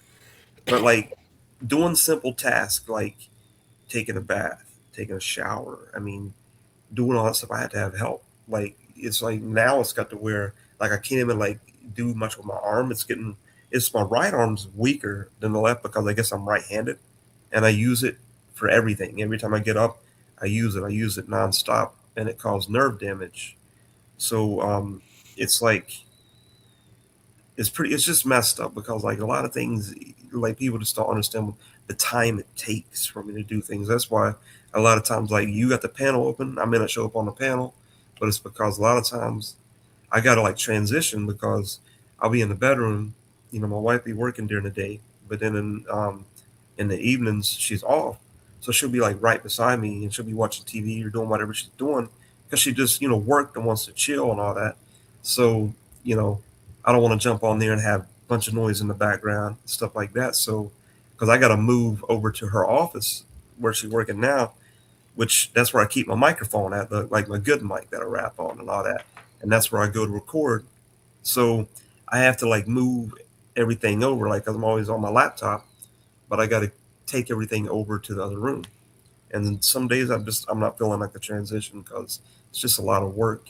I get it, bro. It's like Trust me. yeah, That's what's crazy is that you're talking to somebody that I think understands a little bit more than the average person. When you're telling me this, like, I get it, bro. I I get bet. it. Yeah, Uh, so, bro, listen, man. You've earned the respect of so many dope artists on YouTube and in this community, right? yeah. What does that respect mean to you? Well, it means a lot to me. Like even like the BDR challenge, for instance. Like winning that. You know what means the most to me on that? Like it don't matter. It don't matter if there's prize money. It don't matter. I really want to be as dope. I'll be on the album and all that. That's all cool too, though. Um, but like my most thing is like getting the respect and getting and the people seeing that I do have a talent to do this and that they see it as well, and then it makes me it reassures me that I'm not just thinking that I'm good at something. There's other people that will say, because you can't just go around claiming that I mean anybody can claim you're something, but when Right. you have people that want to work with you and tell you that you're a dope artist and like actually mean it, then yeah, then that makes you feel a lot better because it makes you feel like because being an unsigned artist or independent artist, anything like that, sometimes you can feel like you haven't achieved anything. But when I try to tell people, a legacy is not, it's not built on how much money you earn. It's not built on none of that. It's built on what you've achieved in your life, like what you're leaving behind. And that's what I'm trying to do is leave all this music behind, like all these videos, all these songs, all this stuff. I'm trying to leave it behind for many generations to come. Yeah, So man. that's a legacy. Bro, that's the name of my when I got diagnosed, my first album that I did after that is called Goodbyes. You know what I mean? Legacy. Yeah. So I'm all into I'm right there with you, bro, on all that. And yeah, man, what and that's what I'm telling you. I'm not talking about music fans respecting Yeah, you. I'm talking about talented artists like yourself. They're the ones that are respecting you. They're the ones that are telling everybody, yeah, man, that guy's dope. And I think that's when you've I think that you've achieved your goal without even realizing that you've achieved it on a lower level with us. You know what I mean? You have our respect, bro, as a man, as an artist. You know what I mean? Like your yeah, story, your music, your messaging, bro. We love you at Rickrugerreviews, and I'm not surprised you won the competition. There were a lot of good submissions, bro. You yeah, should you should be super proud, bro, because that was one hell of a competition. Probably the yeah. best It one was. that's yeah, probably the best one we've ever done here as far as the separation between the artists. It was like razor thin. Okay. Yeah, That was a gauntlet of well respected, great artists, and you came out on top. yeah. I mean, I do. I know. I do. Like I said, appreciate the votes and like and like. But I know I had to bring something. I took a chance by Yeah. changing the beat up a bit. But I was like, I was just feeling it. I was just like, you know what? I want to do something. They said to be creative with it, and I'm like, how much more creative can you be Yeah. than to like mix something going with the same tempo and all that. And I even did the scratching in there. Like I had to move that around. Like I had to get a scratch sample and then move that all around on the track to, because I even did it through his hook. Like you could hear a little bit of a scratch in there. Yeah. And then when it transitions like over, like I just messed around with it, and then I was like, yeah, and it worked. I'm like, let me just go with this. I did make another version. I did tell him that, but I asked Odd, I was like, yo, do you think BDR, do you think he'll mind if I change this beat up? And yeah, he already said that before, but and he's like, nah, man, I'd make it that much more creative. And I'm like, well, you think I should send just the regular version over or that? He's like, nah. He's like, just take a chance, send the thing over the way it is, the Which way you I did it. did, So bro. yeah, Yeah, man. And again, I mean, I'm like, there was a lot of really dope artists that were in that competition, yeah, and you edged them out, bro, because you came creative. Your song was dope. I really enjoyed it, man, and I'm not surprised you won. Um, I'm glad you won, and what I wanted to tell you too, bro, is like, um, and listen, not in the sense of this is hip hop. yeah. So there's a level of cockiness always that's involved with hip hop. I want Oh you to yeah. know, bro, I didn't give you my vote. You took my vote. You understand the difference? Oh yeah. Yeah, I get it. Yeah. Because when you may have judges in a lot of these competitions, they're gonna give it to their homie. They're gonna give it to, you know what I mean. No matter what, they're gonna give it to their homie. I'm Yeah. up there. I'm up there. Like I don't know who's gonna win this thing. You know what Yeah. I'm saying? It's like somebody's got to take it. And that's what you did, bro. I didn't give you a vote. You took my vote. I could not vote for you. You understand what I'm saying? Because that's how Yeah. solid your record was, in my opinion, and also in all of the judges' opinion, because you fucking won. Yeah. Um, so yo, bro, has there ever been a time that you wanted to give up on music? And if so, what kept you going? Oh, there's been like a lot of times, like when I first started. That's why I don't know. That's why sometimes if I give advice on here, it's never if I ever say anything to artists, it's always to try to help them, not to tear them down. Like if I say something, because sometimes the tiniest thing, as like like you may have latency, and you record and you have that. That's just what happens when you record it. You have to move your stuff around, or Yeah, you'll be off the beat. And some people don't understand that sometimes when they're first starting. And that's when I first started. I went through things like that. I'd have either I'd be off the beat, or the beat wasn't good enough, or my mic wasn't good enough. It was all this stuff, and there was many times people would tell me, you suck, you should just quit rap. And then I have had people as far as like back in the day be like, man, you need to kill yourself. You suck. Like, and I shouldn't even say that on the air. I should yeah, say Unalive, what I yeah, mean. yeah. They would say that. Now that's canceled culture. They don't want you to say anything like that. But they would say that back But then. that happened, and that's what was Yeah, said. it's exactly what it said. And I'm like, nah, I'm not doing that. I'm not gonna, you know, I know that this is what I was meant to do, so I'm gonna keep doing it and keep getting better. Because like I was just saying, I'm just not good enough yet. I need to keep practicing, and that's how I took it. But like, you gotta in this business, you gotta learn to get tough skin, because if you don't, you won't never make it anywhere, because people are going to tear you down, and and especially if somebody gets jealous of you, they're gonna do their best to tear you down, and you just have to like remember that you're better than that, and you just got to keep trying. And I mean, we all got to start. We're never perfect when we first start. No Nope. artist is. There's just no way. You have to practice and keep getting better and better, and that's all you got to do. And because I can say some of my stuff when I first started, which probably ain't even available because it was on Acid Planet. um, Back in the day, it was Sony Acid Planet, and I had, I mean, like probably over 1,000, maybe 1,500 tracks on that site, and they just shut it down and didn't give nobody any warning, and a lot of people just lost everything.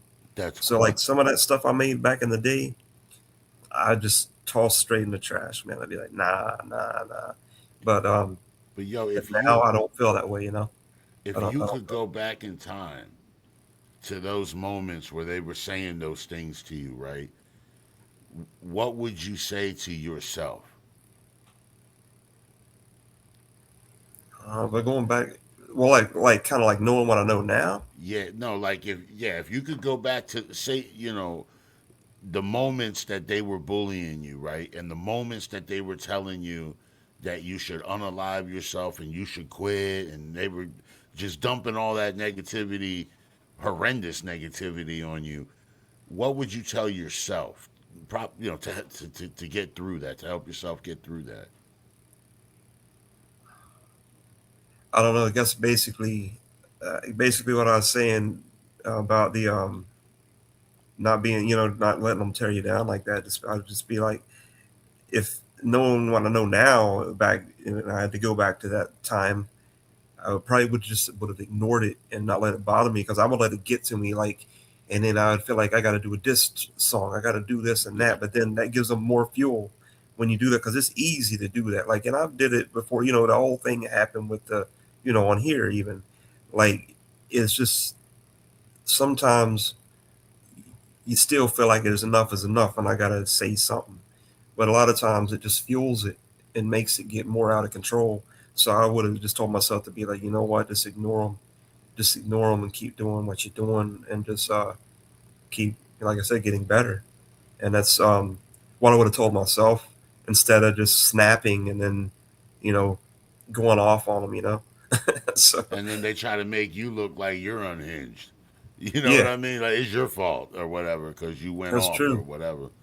No, Yeah, that's what they do, bro. It's never about what they did. It's always about your response or your reaction. Oh, you're a lunatic. It's always about that. It's never that's about true. what they did or the action or that's not so important. It's more you. You know what I mean? Bro, That's true. what's your proudest accomplishment so far? And I'm not even speaking like just like as an artist, but even as a person. Like, what's your biggest accomplishment? I guess my biggest accomplishment, well, I will say is fine. Well, I know the house thing. Like I said, finally, I was finally being able to get a house. That was a major accomplishment, because some people never can achieve that. And like it took, Congratulations, bro. yeah, that, I mean, is a big thing, a big blessing, and it's like something that I always wanted to be able to do. So that was probably it's probably my biggest achievement. And then my other one, I would say, is probably hanging on all these years and making it on my legs all these years, even broken bones. Like I've broke many bones from just falling and breaking I broke both my ankles. I literally, one time I fell and broke my foot. Was literally the only thing that kept my foot on was my skin. It Oh literally man. detached from my leg, literally. Yeah. And that has happened. But I went, but I still came up. I went through rehab. I got, plate put in my leg. I had to have the plate taken out. I went 2 years at one time with not walking, but I was so determined to get back up. I got back up and kept going. So I guess that's one of my major accomplishments as well, is being able to hang on so many years past when the doctor said that, oh, you ain't gonna be walking no more. And then I'm be like, yeah, I am. I am gonna be walking. So I Yeah. kept trying, and that's a huge accomplishment to, even though I'm in the position I'm in now, Yeah, I, but I always, you're look at that. 50 now though. You fought that shit for your whole life, bro. Yeah, man. You should be proud of that, man. And I know you are, man. Looking Yeah. ahead, man, what dreams and like what are you chasing? Musically and personally. Like what are you after?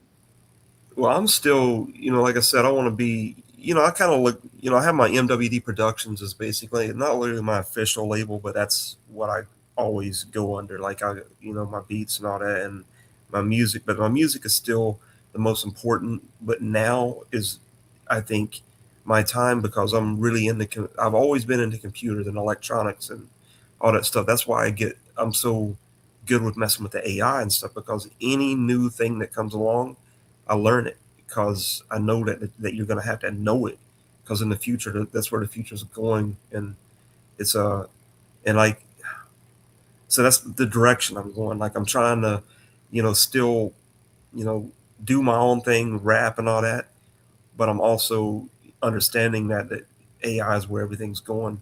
So I'm learning that all the time. And like, what a lot of people don't know is I've had training to be a sound engineer. Like, when like Shahid Modular 7, he is a professional sound engineer, and he has taught me. Like, I've been under he's been tutoring me as far as Damien, which is, well, Grim Logic. He is also, you know very good at that. I mean, he's a sound engineer, and like, he has sound engineers that help him sometimes, but he's still technically a sound engineer as well. So I've been learning a lot of stuff from them and also teaching myself. So that's another thing I'm trying to do. I want to learn how everything about mixing, because now when I do those mixes that I don't do that with AI. I do that myself in Studio One. I go in there. I've got any kind of plugin that you need. I mean, you can get, and to make yourself sound like you're professional. Like, even with the contest that just happened, I recorded that. What a lot of people don't know, I didn't record that on my Rode mic. I recorded that on my laptop microphone. But I've learned so much about the mixing, I was able to make it sound like an expensive Sony mic by messing around with all the plugins that I got. And it's going into deep diving into the EQ. And that's like a big thing of your mix. And I never knew that how much the EQ really mattered.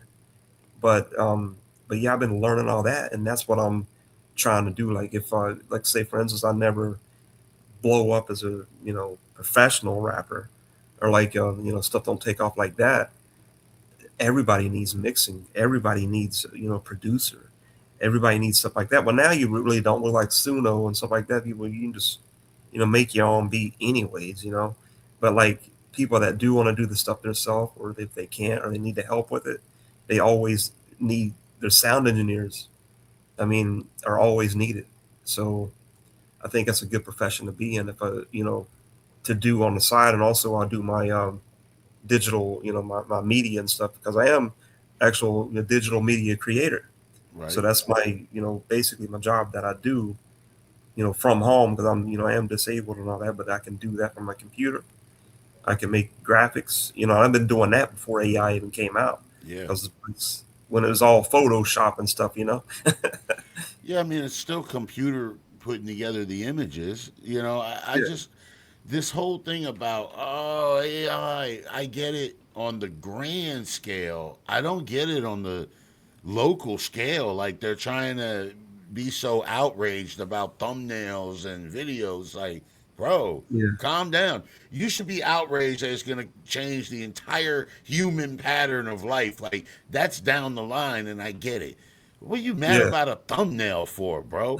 You know what I mean? Like, come on, bro. yeah, Like, a thumbnail ain't gonna make or break or change nothing. And you got people on Facebook. Well, by God, they're taking a stand. And no, yeah. I no. know. this AI slop, and bro, it's a thumbnail. Like, calm down. You know what I mean? Like, relax, bro.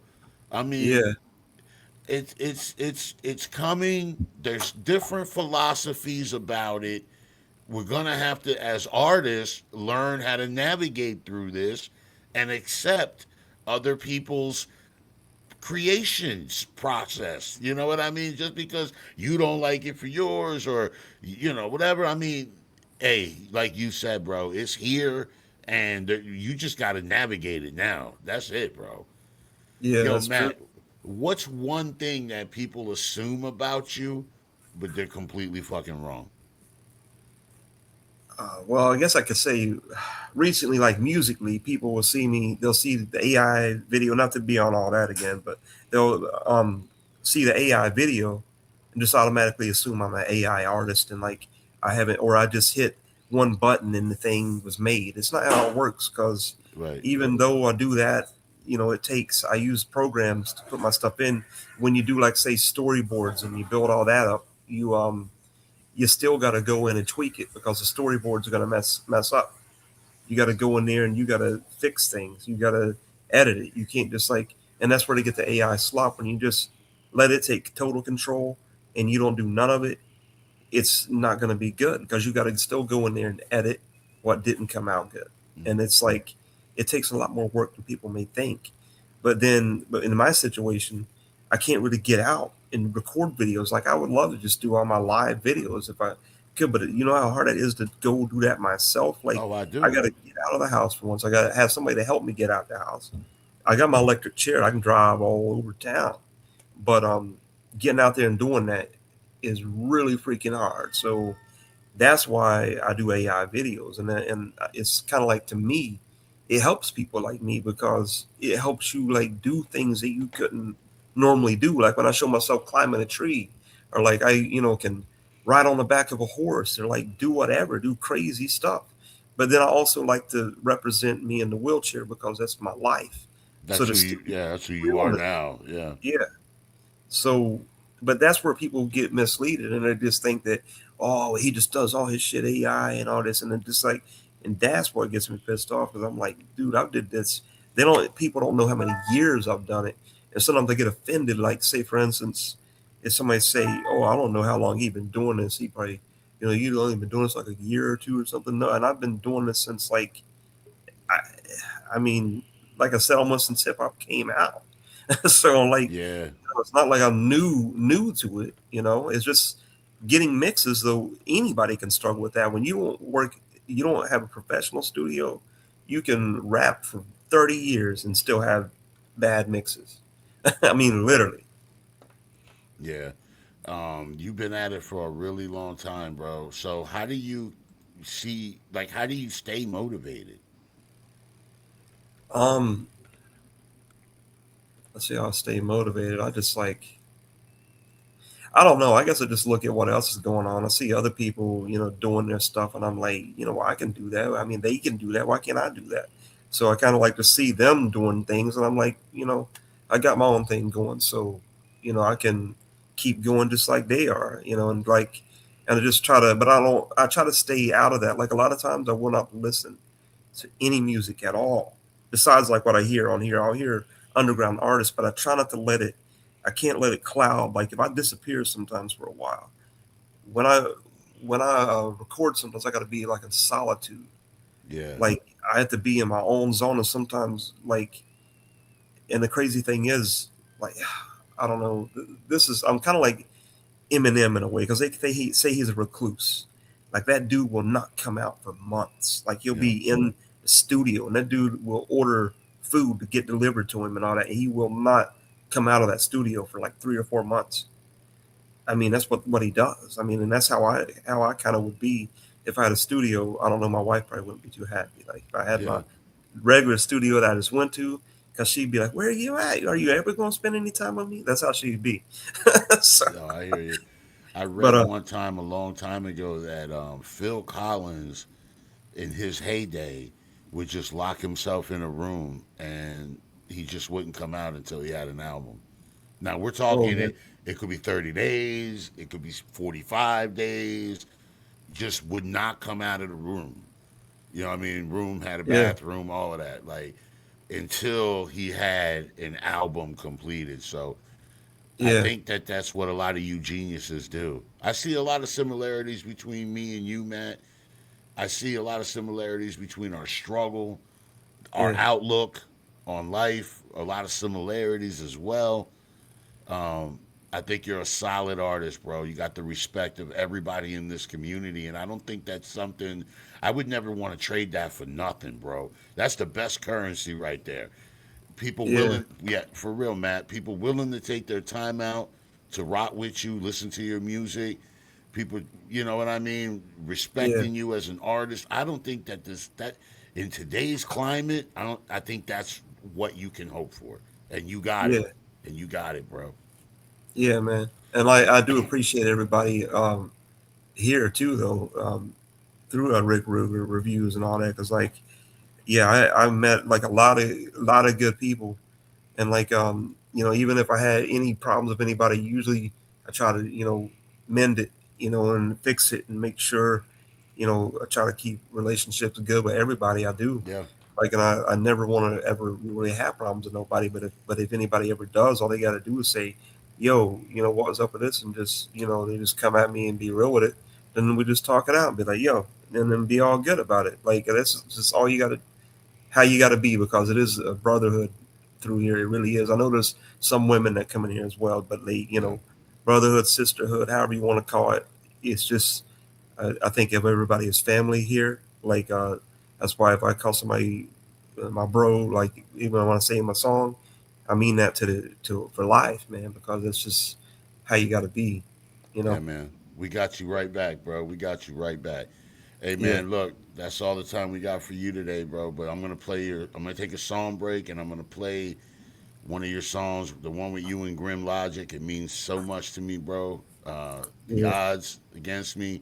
I love that song, bro. I think it just resonates with me. I think more than the average person, but I think anybody can listen to that and absolutely get a good message out of it, bro.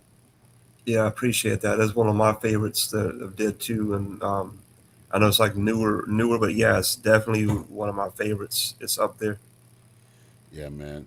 So mad love, mad love to Matt, bro. We'll see you soon. All right, bud. Yeah, peace. Peace.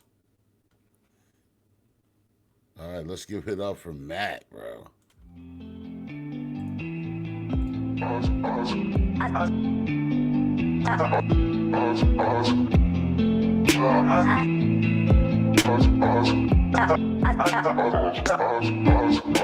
Yo, odds can me be a million to one, but that don't mean that I ain't the one. Don't give a fuck which band you rock. Ain't gonna stop till I'm on the top. Always keep it real while others may flop, but I know at times that I may stumble, but I ain't gonna crumble. When the time's up, when the time to crunch, I felt the chill when the go world punch. Been dealt a bad hand, but I ain't no crutch. Stop saying you a go when you ain't did much. Bare minimum of everything that you touch, man. Stop it, bro. Yo, you need to hush. Either spit shit real or shut the fuck up. I don't sub to the fake ass cats, man. What's the purpose? I don't give a damn if they say I'm worthless. When they fucking rhymes, couldn't scratch the surface. My shit blazing like a well-lit furnace, so sit back, let's burn it. Yo, blaze one up when I'm in the cut. Never hold a grudge, cause everyone lose when they choose to fight. Yo, two damn wrongs don't make it right. Plus, I ain't got time to go back and forth with your ass all night like a bar fight. I mean, bars right. When my words take flight, always stay sick when my lines recite. Always keep it real when I touch the mic. Like the lessons, meant for learning. Pages keep turning, bridges stay burning. At least the ones that me I needed it for. I got the odds against me. I got my back at the wall. I'm not a product of envy. My problems and habits and flaws. Lately been all that I'm using to build a new model at all. I came out the grave as a new thing, climbing till I hit the top. The odds got me on the brink. They want me to slip in the deep end. It's got me out my mind in peace, but I never stop for the sinking. Odds got me on the brink, but I'ma forever be swinging. The clock stops, but now to see, so I ain't got time for the weakness. Even this beat is 1,000,001 on this planet. I stand as a prodigy, one. Handle the damage and never be panicking. Manage to stand and I've already won. It don't matter at the bottom if I'm a contender when I'm in the show with the fishes. Belligerent, all this intent. If it don't fit your vision, then listen, get lost or get run. Over with the flow, it's bolus overloaded. Still I'm kicking up the mud. In the moment you phonies and simpletons blow my convictions, I blow up the ditch in the ruts. Ain't nobody in my given division that hit my periphery. Why? I mentioned the Dodd. I needed to split the consensus. A riff was given in response. Been in the bind, been given the bind. I've been through addiction for most of my life. It's been a year that I've started to rise. I'm a hit to the Richter scale, acknowledge mine. I get a response, won't even resign to the notion that anyone could ever stop me. My daughters are mine, I want them to shine. I promise to give them more than empty promises. No more gimmicks, overtime was a genesis. Spoke to ill about the industry, broken to deal with him. Told him, man, listen, you know what the definition of enigma is? Rest of its history, send me his signature. Now we got lyric hollow in the mission. We bred to be different, even if you miss it. We built for the network, venom in the legacy. Grim logic. I got the odds against me. I got my back at the wall. I'm not a product of envy. My problems and habits and flaws. Lately been all that I'm using to build a new model at all. I came out the grave as a new thing, climbing till I hit the top. The odds got me on the brink. They want me to slip in the deep end. It's got me out my mind in peace, but I never stop for the sinking. Odds got me on the brink, but I'ma forever be swinging. The clock stops for now to see, so I ain't got time for the weakness.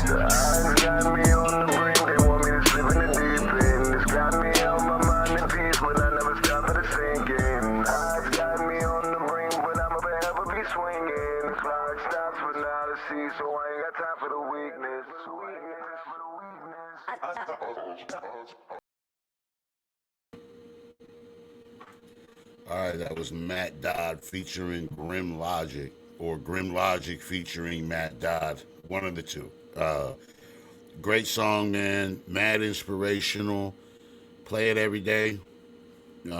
Really gets you going, and it just gets me in a mind state where I'm ready for my day, and I'm ready to. You know what I mean? Like life be trying to, and you gotta, you know what I mean? Life be trying to, and you know, Matt is explaining to y'all like how the fight is like every day, bro. And so against the odds, you know what I mean? One will prevail. All right, our next guest is none other, excuse me if I could talk right, none other than the great Crissy B, who just had a birthday, by the way. Crissy B, what up, man? Yeah. What's going on, bro? People? How Can you hear feeling? me, yeah? Yeah? Yeah. Yeah, I'm Where's- all right, man. You got some soccer shit on? Yeah, Wales, bro. Representing. Did they, how'd they do in the World Cup? I don't know. I don't know shit, so. No. We're the type of team that don't make it to World Cups, bro. Oh, okay. All right. That's how that works. You got to qualify to get in. Yeah. Damn, I don't know anything about it. It's embarrassing. How was your birthday, man? All right, nice, chilled, sober one, bro. Salute, fucking praise Yeah, be. sober birthday. You said sober. Yeah. Just good food. Was it hard? Did you have the thoughts? Yeah. But I had a talk with the missus the night before, and I just said, "Listen, just don't let me out of your sight." You know what I mean? I was even going to turn my phone off, and only put it on for your show at night, like. But you know, I done all right. Even went to the pub, mate. Even beat Jade at pool. 7-balled. She didn't pot a single ball. So yeah. Bro, that's excellent that you're able to be around it and still, you know, hey, you know what I mean? No thanks. Well, I wouldn't have been able to. I wouldn't have been able to do that without her there. You know what I mean? The power of having having a good partner, right? Yeah, that's it. Yeah. Yo, so Crissy, bro, listen, I've heard you cover so many genres over the last year, and I'm, of course, before that, who knows, you know, how much you've done. Yeah. Which style feels like home to you?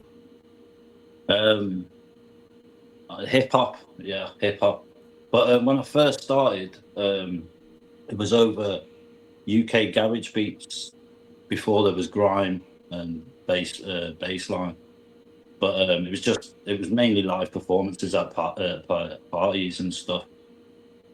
Because my elder cousins in Birmingham in England, they was around. There was DJ Kennedy, and he was on pirate radio stations. You know what I mean? So he used to give shout outs to Paul's house, my dad's house, and all of us used to be like getting mashed up and everything. Go, what? We're on pirate radio station. DJ Kennedy's just give us a shout out. So it started all from there. That's pretty dope. But So it's that fast stuff, you know what I mean? It's like Crissy B, I'll take private with him like I'll yeah, take. yeah. You guys love that shit over there, bro. Yeah. It's just it's hype music, innit? You know what I mean? Yeah. So your storytelling is one of the first things I noticed about your music. You know, your ability to storytell. Where do your stories usually come from, bro? Is this like, are you pulling from real life experiences? Are you fucking pulling from Peaky fucking Blinders? You know what I mean? Like, you know, like where are you coming up with this shit, man? A lot of it true stories. I just either changed the names of the characters to not implicate anybody and myself. You know what I mean? Because snitches get stitches. But I don't know. I'll take like say like a story you hear on the news, and I just put myself in that position and I just exaggerate it. You know what I mean? Or if it is about me, you'll know, because the emotions there. But yeah, I'd say a bit of both, but mainly it is all real what I talk about, some way or another. When you're writing, right? Do your lyrics come first, or does like a melody? Do like wait, you know, like what's your process? It depends. It's like when I've done I've spoke to Mosh about this as well. I can listen to a beat fucking 150 times as I'm writing lyrics to it, to get the cadence and everything. Yeah. Where Mosh hears it once and then don't listen to it again until he's recording. I can't do that. I cannot do that. I cannot do that. No. But there again, I have written loads of raps on fucking bits of envelopes, anything, just to get the bars out of my head. And there's no structure or anything, but then I'll revisit it and then structure it round the beat. You know what I mean? That's dope, bro. So you do it. You have multiple. You adjust. You have multiple ways that. So what inspires you to keep experimenting with all these different lanes instead of just staying home in hip hop? Just it's to express myself. If I listen to everyone who's ever told me, you know, don't bother singing, just stick to rap. There's loads of like people who listen to my songs, like my friends, and I was like, I like your fast flows, you know, your garage or your grime songs. I don't really like the hooks and everything. And it's like, yeah, but you know, if you knew how to write a song, you'd put a hook in. You know what I mean? Because it breaks it up, doesn't it? Right. Anyway, you'd get bored of me just going until the fucking song ended. You know what I mean? Yeah. And it's like with the country songs, my mom and my dad influenced me with my music. You know what I mean? Like my dad, it was reggae, Elvis, Johnny Cash, loads, and then you got my mom.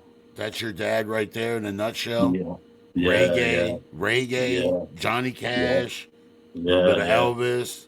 Yeah, but even like the gospel, you know, Elvis gospel songs. Yeah. I think that's early on, right? Yeah. Well, no, it was a bit later, towards the end of his life, his gospel. Oh damn! And what about your mom? What's her? Well, my mom, she's a mix like me. She likes anything, but it's how can I explain? Like, have you ever heard of ska music? Mm-mm. It's like punk rock with reggae. Sounds like I hate it already. but then she loved like Celine Dion and Robbie Williams, How to Take That and Okay. stuff. You know what I mean? So it's yeah. Hey, Crissy, I was kind of worried about the video because when they said your parents were going to be watching, Wow. and everybody's like, "Yo, Crissy, what the fuck, yeah, motherfucker, what the fuck's up?" You know what I mean? I'm like, "Damn, bro!" Like his sister, his parents are watching it. So, like, if you notice on my part, you know, Yeah. I didn't curse and I kept it real. I was like, "Man, his mama watching, bro. I'm not gonna be, you know what I mean?" You should have seen the state of me. I was a blubbering mess last night, honestly. Because Yeah, I just didn't realize how many people that I've reached, if you know what I mean, if that makes sense. yeah. Not me. There were more, Crissy. They either got back late or No, yeah, Lisa was moving with a time. There were more people, bro. That video could have been 30 minutes long. no, it's crazy, It is crazy. crazy, bro. I just appreciate every single one of them. You know, I was blown away. Honestly, I was Yeah. blown away. Because I says to the missus, I didn't know what was going on, did I? So I'm like, oh, darling, it's about to start. It's about to start. And she knew everything. Even I spoke to my mom like 10 minutes before, and she was like, oh, what was the show? I was like, yeah, I don't know what's up, mom, but you know, they've got something planned for me. You know what I mean? So I helped her fucking put it on a TV and everything. She goes, oh, I'll try and catch it and this, that, and the other, and then all that happened. I rang her after, and I was like, still like tears in my eyes. I was like, thank you very much. And it's just, but then I couldn't wake my kids up because it was like 2:00 in the morning. But as soon as I woke them up for school and that, I just give them the biggest cuddle ever. You know what I mean? That's beautiful, Crazy. bro. What did your dad and what did your sister and your dad and them say about it?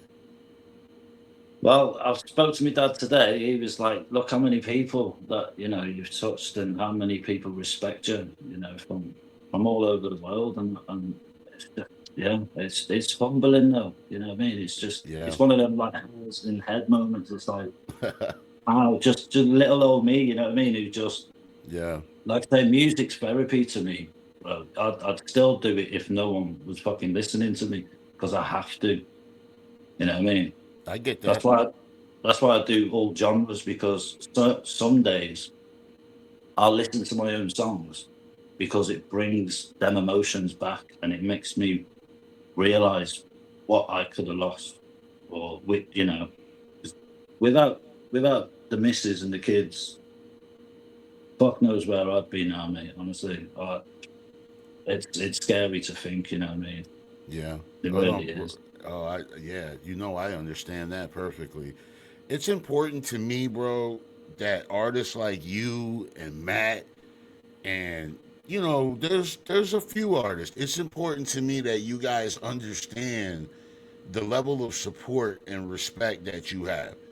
You know what I mean? If that makes sense. That way you guys can continue to create, bro, and understand that people are consuming your music, bro, and they're getting everything out of it that you intended for them to get out of it, bro. You understand? It's serious stuff, bro. You're a great writer, man. I had Matt on before you. You see, this is my first time doing it this way, but yeah, I had Matt on before you. So it's like one artist that I respect and then another artist that everybody respects. It's crazy, bro. I'm glad that I knew you'd love Matt because Matt he's one of the nicest blokes I've ever come across, and I've known Matt for about nearly 10 years. Oh wow! Yeah, wow. Yeah. You know, I didn't know that. I didn't know Facebook, through Facebook music channels, like would send music in, and that's how we got together. And Mr. Jackson, the one who's on his songs, he's done a whole album with him, hasn't he? Yeah. With Mr. Jackson. Mr. Jackson is another good one. Just nice people, genuine people with something to say. You know what I mean? That's what it's all about, man. That's you hear though. It's not all about like pew pew, gang and all this. You know what I mean? No. Matt writes music I think directly for me. That's how it sounds. It's like, bro, did you write this shit? Did you write this for me, bro? Like, you know what I mean? That's how it feels, bro. Sometimes. Yeah, yeah. Yo, bro. So listen, you write a lot of personal shit. Okay, you get real personal, and I love that. Everybody loves that, right?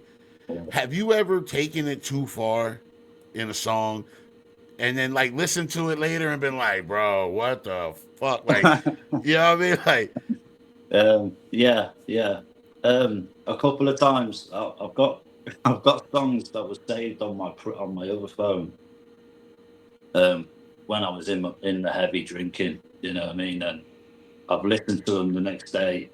I've posted them, you know what I mean, and I'm like, oh, that's going down, and I've had to take it back down because I'm like airing my laundry out, you know what I mean, about like, you know, exes and stuff like that, and it's like, if something was to happen, police ain't got to go far.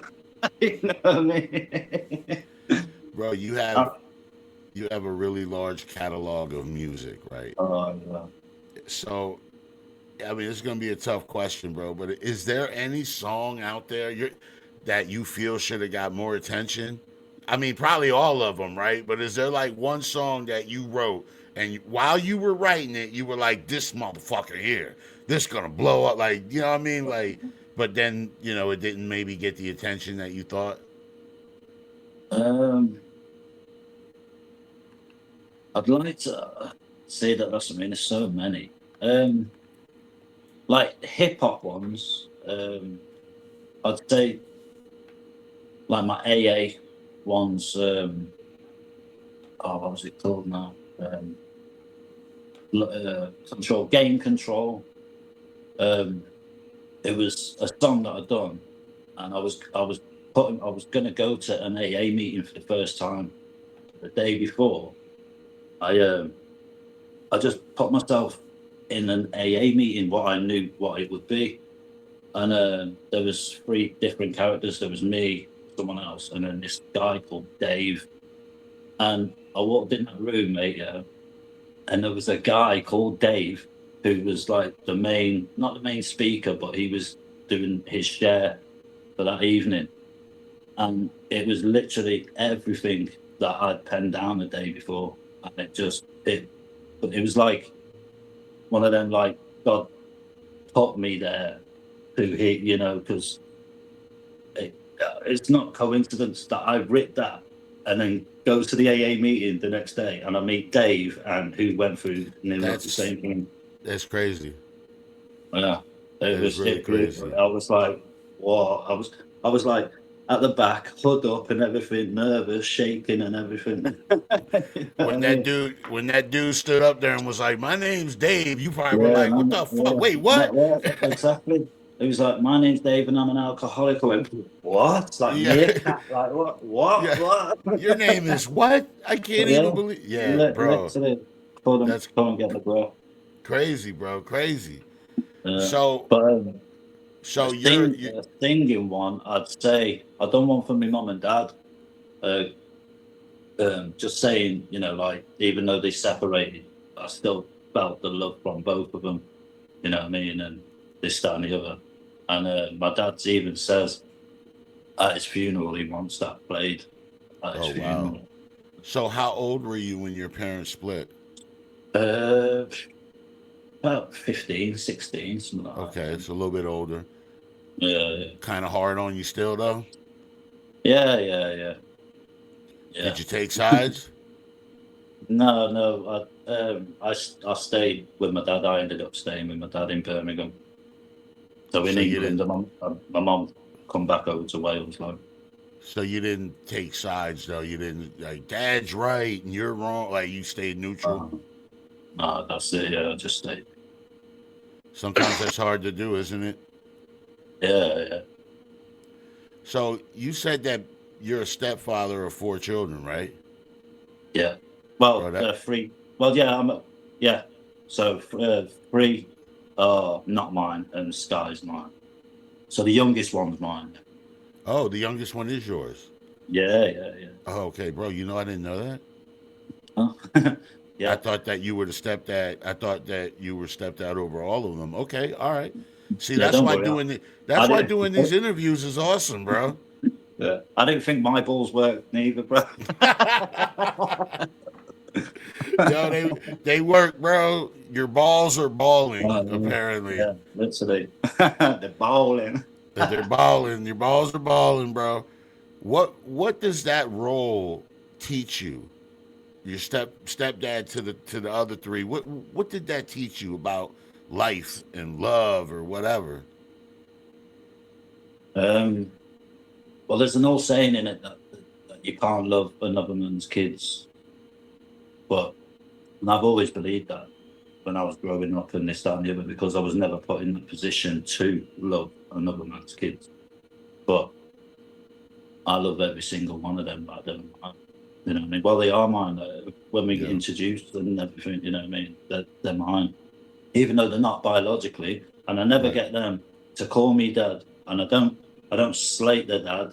I don't say anything bad, negative about him to them. You know what I mean? Because I'm not that sort of person. Because roles reversed, I wouldn't want, that happening to me. But Crissy, that would backfire on you. Even if you were right, even if the comments you were making are correct, that would still backfire on you. So you're smart to not do that. Yeah. Yeah. What was the biggest challenge when you first started out?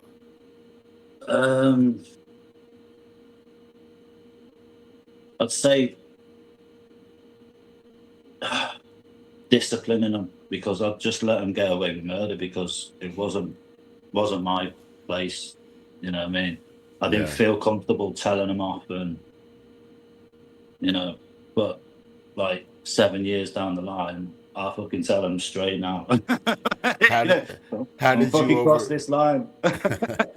How did you overcome that? Just through time? Like you just got more comfortable and was like, all right. Yeah, just time, because like when I first got with Jade, I'd just come out of it. Well, I'd not just come out of it. I had a bad breakup with an ex. That's when I hit the drink really hard, and it was just like nothing lasts forever. You know what I mean? That's the mentality I had. So it was just fucking drink until I pass out, wake up, do it again. And it was hard for the first year or two. Yeah, about 2 years. It was hard because I didn't see me being here for the extent. You know what I mean? I didn't want to let myself feel that love or whatever, even though, it's hard, it's crazy to like think of it, but I didn't see a future for me, never mind with it could have been with whoever. Because I've been hurt, I didn't want it. So I was always like looking for an excuse to have a drink. So I'll be in the doghouse at Cock for a couple of days, but yeah, just that's the sort of mental state I was in, I suppose. And until she finally fucking broke me. And it was like, I can't do without you, darling. when did you and Jade get together, and how did you meet her? Well, see, her ex was like a mate of mine, and no. Yeah, but they'd been separated for like years. You know what I mean? Because he was just in and out of jail and everything. Yeah, so I only seen him when I was like drinking vodka and stuff like this. So yeah, but I'd met her a couple of times, and so years down the line, I was at my mum's, and she used to have to walk the kids past my house to go to take them to school. And I'd get butterflies, mate, when she walked past and this, that, and the other. And my mum knew all about this, and I just didn't have the balls to say anything. So anyway, I'm upstairs, I'm hungover to death, and all of a sudden I've come downstairs and I can hear Jade's voice in my living room, bro. Yeah, and I've come down. I'm like, what's going on here? my mum asked her to come in for a cup of tea. And that's it. We just started speaking and it went from there. So thanks to my mum, I kind of got with the love of my life, my soulmate, like all because of a cup of tea. So did you know Jade when she was with your friend Yeah, before? yeah, yeah. Oh, Yeah, so yeah. But not you already knew her. yeah, yeah, but we weren't close. I just knew who she was, you know what I mean? She was just me mate's bird. But yeah, so I'd seen her like twice, maybe 3 times in the years, before we got together and stuff. But I used to, this is what I'm saying, when she used to walk past, because she's beautiful, you know what I mean? And it's just, yeah, I used to just get butterflies and everything, but I'd be that nervous because I'd either be drunk or drinking or thinking of having a drink, you know what I mean? It was fucking vicious cycle that I was in. But yeah, that that one morning, mate, I come down and she was there in my living room. I was like, hello. So when you heard her voice, did you know it was her? Or did you just think Yeah, a girl yeah, is no, her? no, yeah, no, no. I knew who it was straight away. Wow, that's crazy, bro. So you And guys then met, you started talking. yeah, yeah. And then what it was then, I'd like be in the pub for about 10 o'clock in the morning with my mates, and then I would make sure that I was back a 2:45 just to see her walk back home from school with the kids, and then I'd come out and say, "Oh, you want a brew? Kids, do you want some sweets and this, that, and the other?" Just to get her on my wall there, so I'd speak to her, and even if it was just for like 20 minutes or something, that was my aim every single day. Now Crazy that, see, isn't it? you know what's funny about this story, Chrissy? That you guys ended up together, so it's like cute and wonderful and Mm, oh, what an awesome story. But say she wouldn't have liked you, right? Look yeah. how quick, look at the turn that this story takes, the dark turn. He's Yeah, stalking her. You know what I mean? yeah, He's fucking waiting hell, for yeah. her to walk Literally. by, right? You know what I mean? You're preying on her. You know her Literally. schedule. You see what I'm saying? Now, if she don't like you Yeah, back, this story yeah. is a different story. Yeah, fucking hell, yeah, yeah, definitely. You know what I mean? But because y'all got together, oh, this is great. Yeah, You know what yeah, I mean? lovely, lovely, yeah. It's so lovely. It's beautiful. He used to wait for her. Yeah. Bro, for real. If she wouldn't have liked behind you, behind the curtain. that's stalking now. Okay, it's not cute anymore. When they don't Yeah, like you, it's not cute anymore. yeah, yeah. There she is. You notice that too? It's the same with everything, bro. Like at work, right? If she likes you, it's not sexual harassment. You understand what I'm Yeah, saying? If you ask a girl out and she don't like you, it's sexual harassment. yeah, yeah, You yeah, got to be definitely. careful, bro.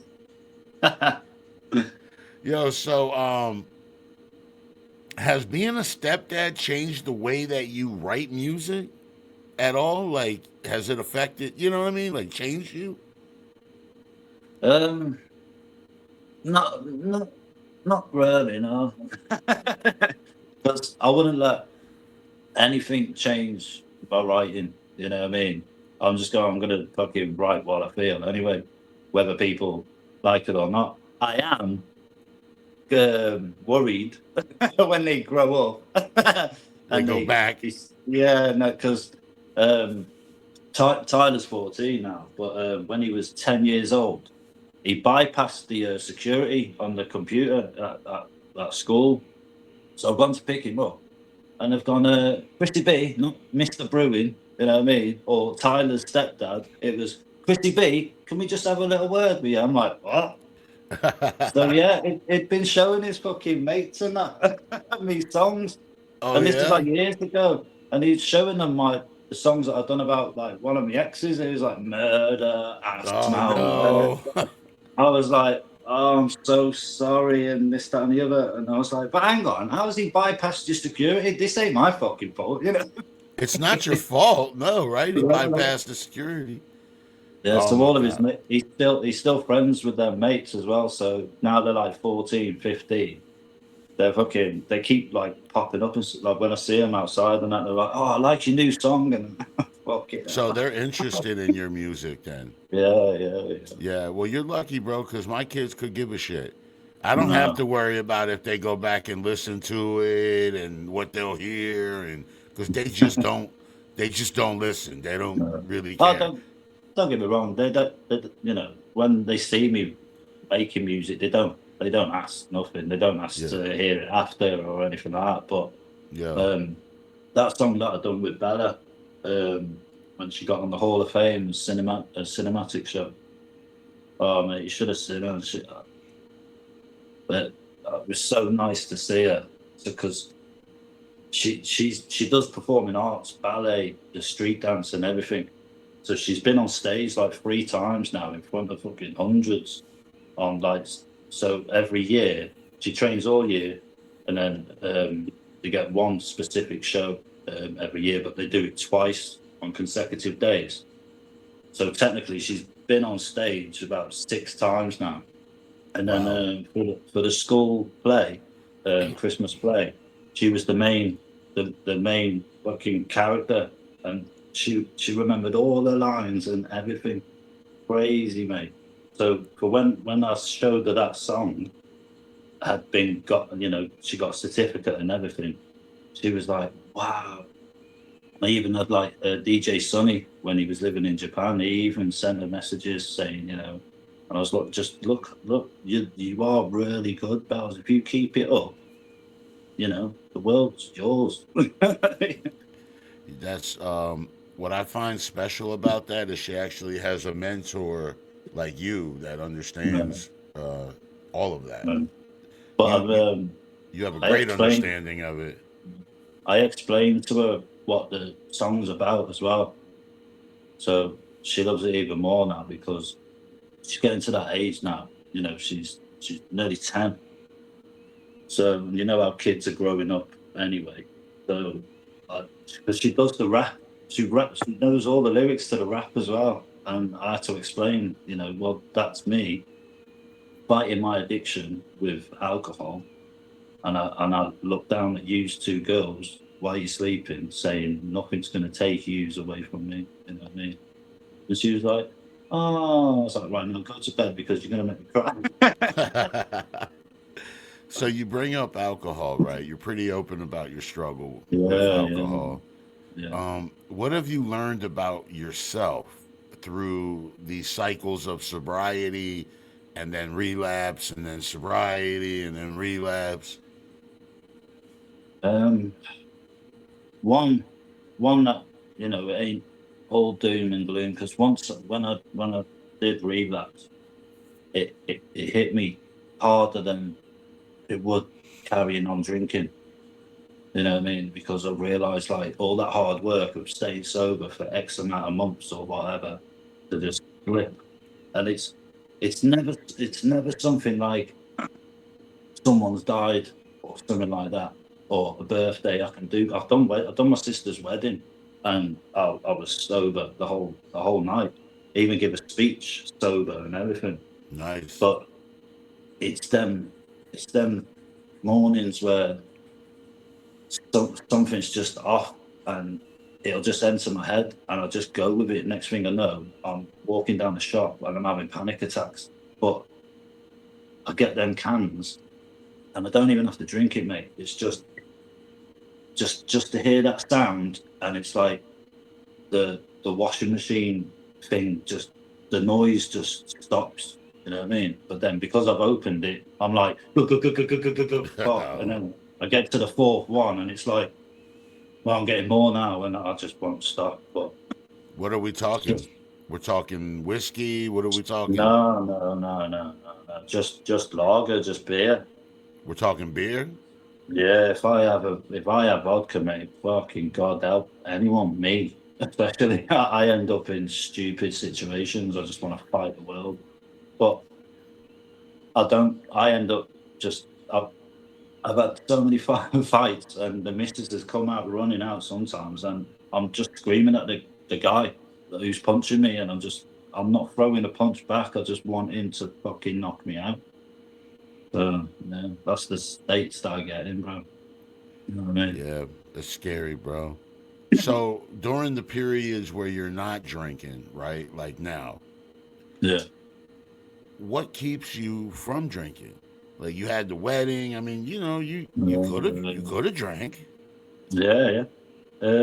It's just not bottling it up. As soon as I feel like them thoughts are entering my head, I have to tell someone. You know what I mean? Especially the missus. Or I jump straight into music and I write everything down that's going on in my head. You know what I mean? And I just focus on that. I've just got to have something to focus on. Do you think that your music helps you fight addiction? Yeah, definitely, most definitely. But that's why some of them are like covers of like Tennessee whiskey and this, that, and the other, and people don't get why I'm doing it. It's them moments there that I need to sing a song. I need to sing this fucking feeling that I'm feeling. You know what I mean? The anger in me. It's like sometimes like oh well, you could have hit that there or this, that, and the other. It's like to me, I don't give a fuck. At that time, that moment in time, I needed to sing that certain song that that when I was drunk, I'd be listening to, feeling fucking sorry for myself and hating the world. So that's my way of getting that out. Yeah, no, that makes sense, bro. That probably makes sense to most writers. Mm. So, man, look, man, growing up in Wales, right? Yeah. You grew up in Wales, or you grew up more in England? In England, my nan and dad died when I was like 7, 8, and then we moved over to Birmingham. Is Wales So- more like country? Yeah, don't get me wrong. There's like towns and cities, but North Wales, where I am, it's just a seaside town. You know what I mean? I bet it's beautiful. But when I moved to Birmingham, that was crazy. 'Cause That's not so beautiful. no, I'd never. This is me being truthfully. I'd never knew like black people or Asians, Pakistanis or this even existed, bro, because they weren't in my circle when I was growing up in North Wales.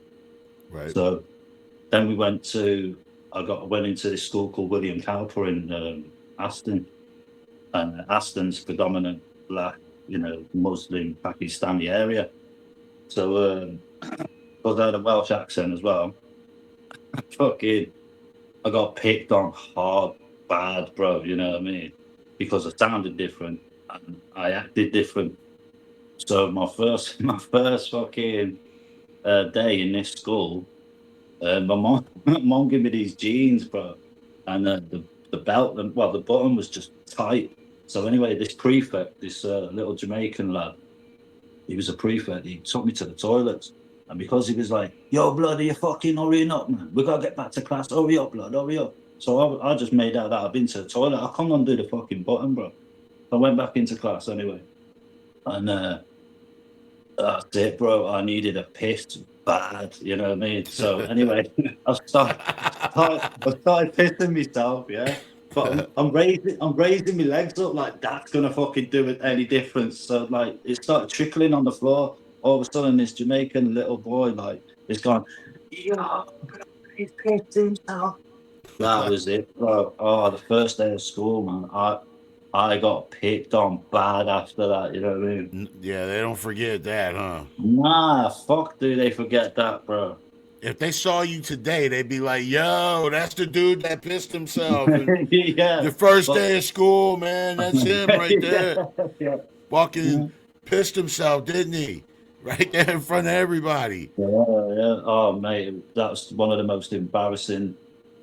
Fucking, because I could still feel my legs lifting up. You know what that felt like. It was like, and then everyone's just like fucking pointing and laughing at me, but like speaking a complete different language, even though it was English. It's like patois and Jamaican patois and this, that, and the other. Yeah. So, oh yeah, I never lived that down, bro. But Oh that's my what I mean. God. As soon as I I was able to like record and this, that, and the other. That's one of the first fucking songs I did. You know, what I mean? I'm playing that incident back.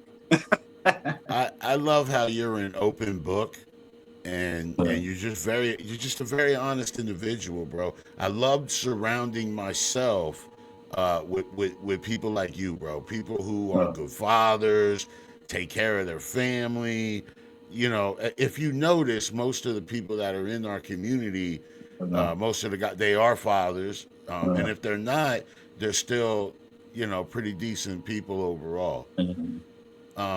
Yo, Crissy, what is one of the most traumatic events that you've had to overcome in your life?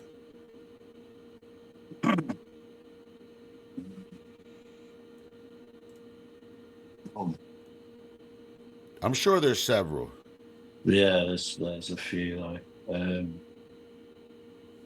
I'd say one that sticks into my head straight away is I was about 15, 16.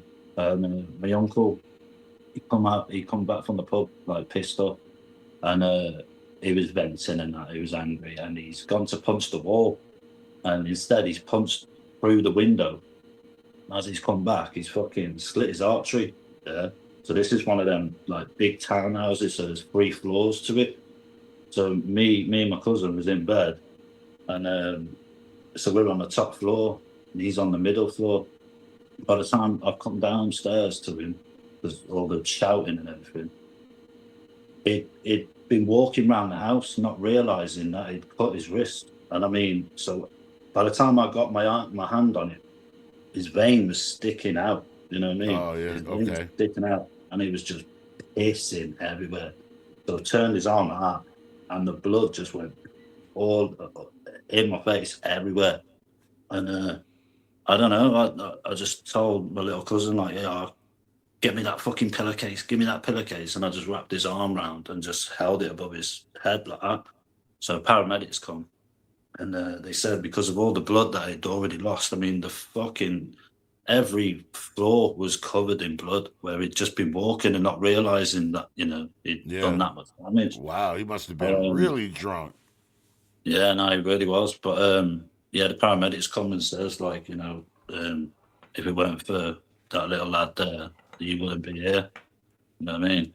But yeah, just that sticks into my head. Like, that'll never go. That'll never leave me, because it was the first time I'd ever seen anything like that. You know what I mean? And you were how old? I was about 15, 16, something like that. Yeah, might have been younger. I don't know, but yeah. Yeah, I guess that would be pretty traumatic, man. Oh no, I think I was. I think I was younger. Yeah, I think I was. But yeah, it was just a crazy moment. But you have to you don't panic in it. It's them moments that define us, isn't it? It's like, do you panic and or fucking do what you have to? The first thing that comes into my head is just cover it up and raise it. You know what I mean? So that's what I did. How did you even know to raise it? But it's just fucking, I don't know, fucking, it's just, I don't know. I just thought, you know, because it's pissing out this way, and it's like a tap. You know what I mean? If your pipe's leaking like that, you just cover it. I don't know. It just that's safe design. You're right though, because your veins have pressure in them. Yeah. You have blood pressure, and when that shit comes open, it's like a hose, an air hose getting a hole in it. You know what I mean? Except it's not air; it's blood coming out. You know what I mean? I've never seen anything like that, and I still ain't since that day. You know what I mean? It's just, but it was just, I could see the fucking whole vein sticking out of his arm. So the gash, it was a massive gash, but it's just, it was crazy. But it was only when I turned it, you know what I mean? I could see he was leaking, but when I turned his arm and it just sprayed at me, that was like, right, panic, stop fucking panicking now. Boom, just get it done. And yeah. I seen a dude get stabbed in the neck in prison. And you want to talk about, yo, bro, he got stabbed while he was on the phone, and the officer station is right behind him. It's like all this glass, bro. The dude came and he wasn't even looking. He wasn't even looking, bro. He was facing the officer station on the phone. Blood, like what you're saying, it was Yeah. like all over the window. It was just cascading down, bro. You could smell it in there, bro. Yeah. So, Yeah, I mean, that guy, it's got that guy it's died. got it's got a fucking mad sense, hasn't it? You know what I mean? It's Metal. yeah. It's like when my nan died. When, like I says, when we moved to Wales, England, my nan used to live in the dining room as her bedroom, and my school was literally right next door to my house. And I used to come home for home dinners, and she was really ill. She was dying, like, but I walked in the room and there was fucking strangers in my house, all fucking grabbing my cheek, saying she's gone to a better place and this, that, and the other. I didn't have a fucking clue what they was on about. So I was only about 7 or 8. But yeah, I walked in the room and I give her a kiss goodbye and a cuddle. But it's that smell of death. Yeah. I've never, nothing's ever replicated that certain smell, and I can't explain the smell neither. You know what I mean? Yeah. But no, that state, it's bad. It's bad. I It's know what you rough. mean, bro. Once you smell that shit, man, you never forget. Yeah, and I was 7 at the time. You know what I mean? And I still can't explain that smell. I've never Yeah. smelled anything like it since. You know what I mean? But Pretty bad. yeah, So, all right, man. So you joined BLI, right? yeah, be alive. Recently. What do you hope that will come from that? Just finally that I've been recognized, bro. You know, after all this fucking time of me just trying to get noticed or this, that, and the other, just because a lot of people like, it's like, oh, what are you doing it for? You're not going to make it. You're not going to do this. You're not going to do that. But Right. like I say, it's always been therapy for me anyway, so it wouldn't have fucking mattered anyway.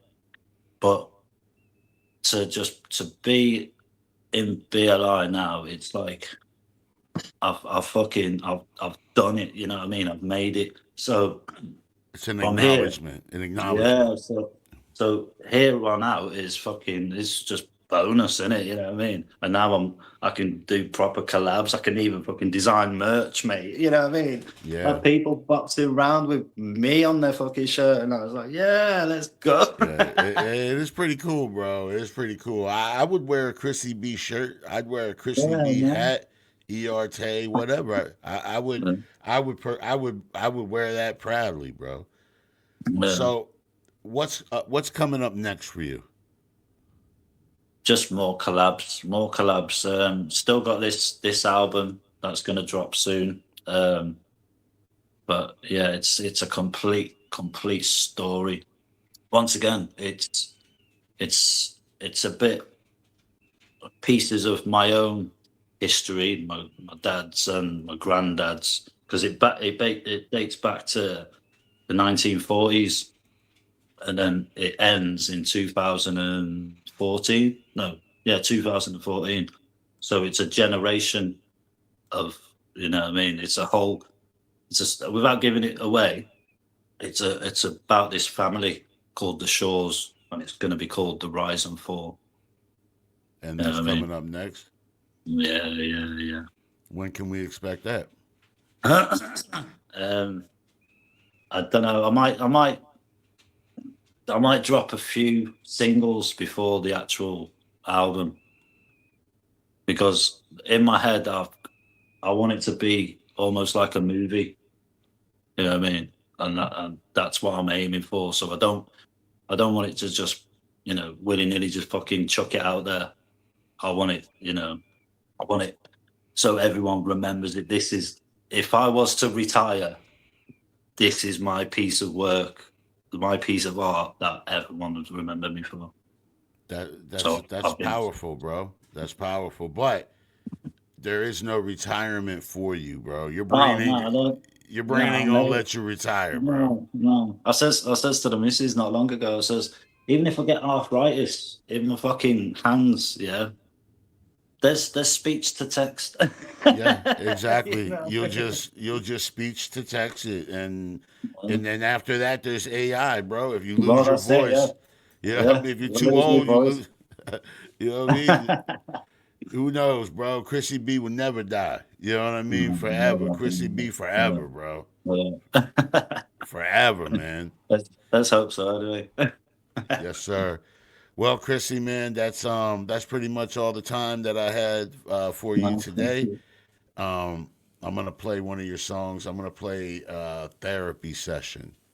Oh, okay. But I like that song, bro. I really appreciate you coming on the show.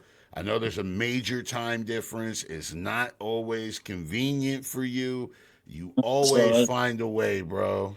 The kids have been behaved, so yeah. I did think, because they was all messing about just before like we was coming on there, and I was like, oh, come on, just for me, don't embarrass me now. I haven't heard one peep. They've been very good. They've been very good. They're beautiful. They're beautiful children. You have a beautiful family, bro, and you're an outstanding human being, bro. We love you, man. Thank you, man. Thank you, Rick, man. Thank you for having me. Yes, sir, man. Yo, Crissy B.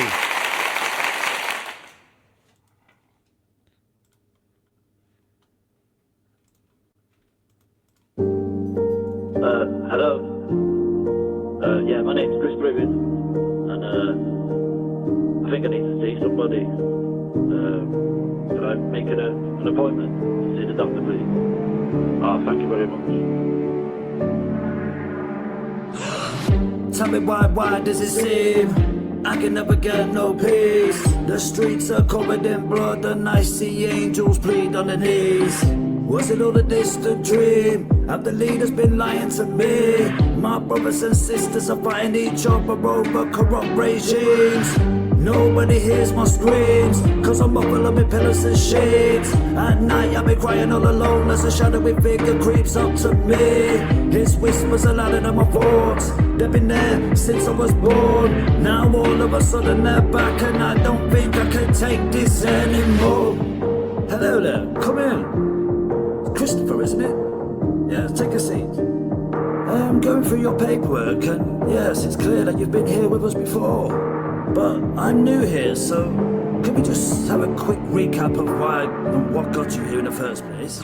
Once upon a time, I looked up to the sky. I cut myself with blunt knives, cried for help, no reply. Since that day and night, I planned my death, my mind's like a puzzle, like I'm fixed. Right, no wind inside through my eyes. Once upon a time, I looked up to the sky. I cut myself with blunt knives, cried for help, no reply. Since that day and night, I planned my death, my mind's like a puzzle, like I'm fixed. Right, no wind inside through my eyes.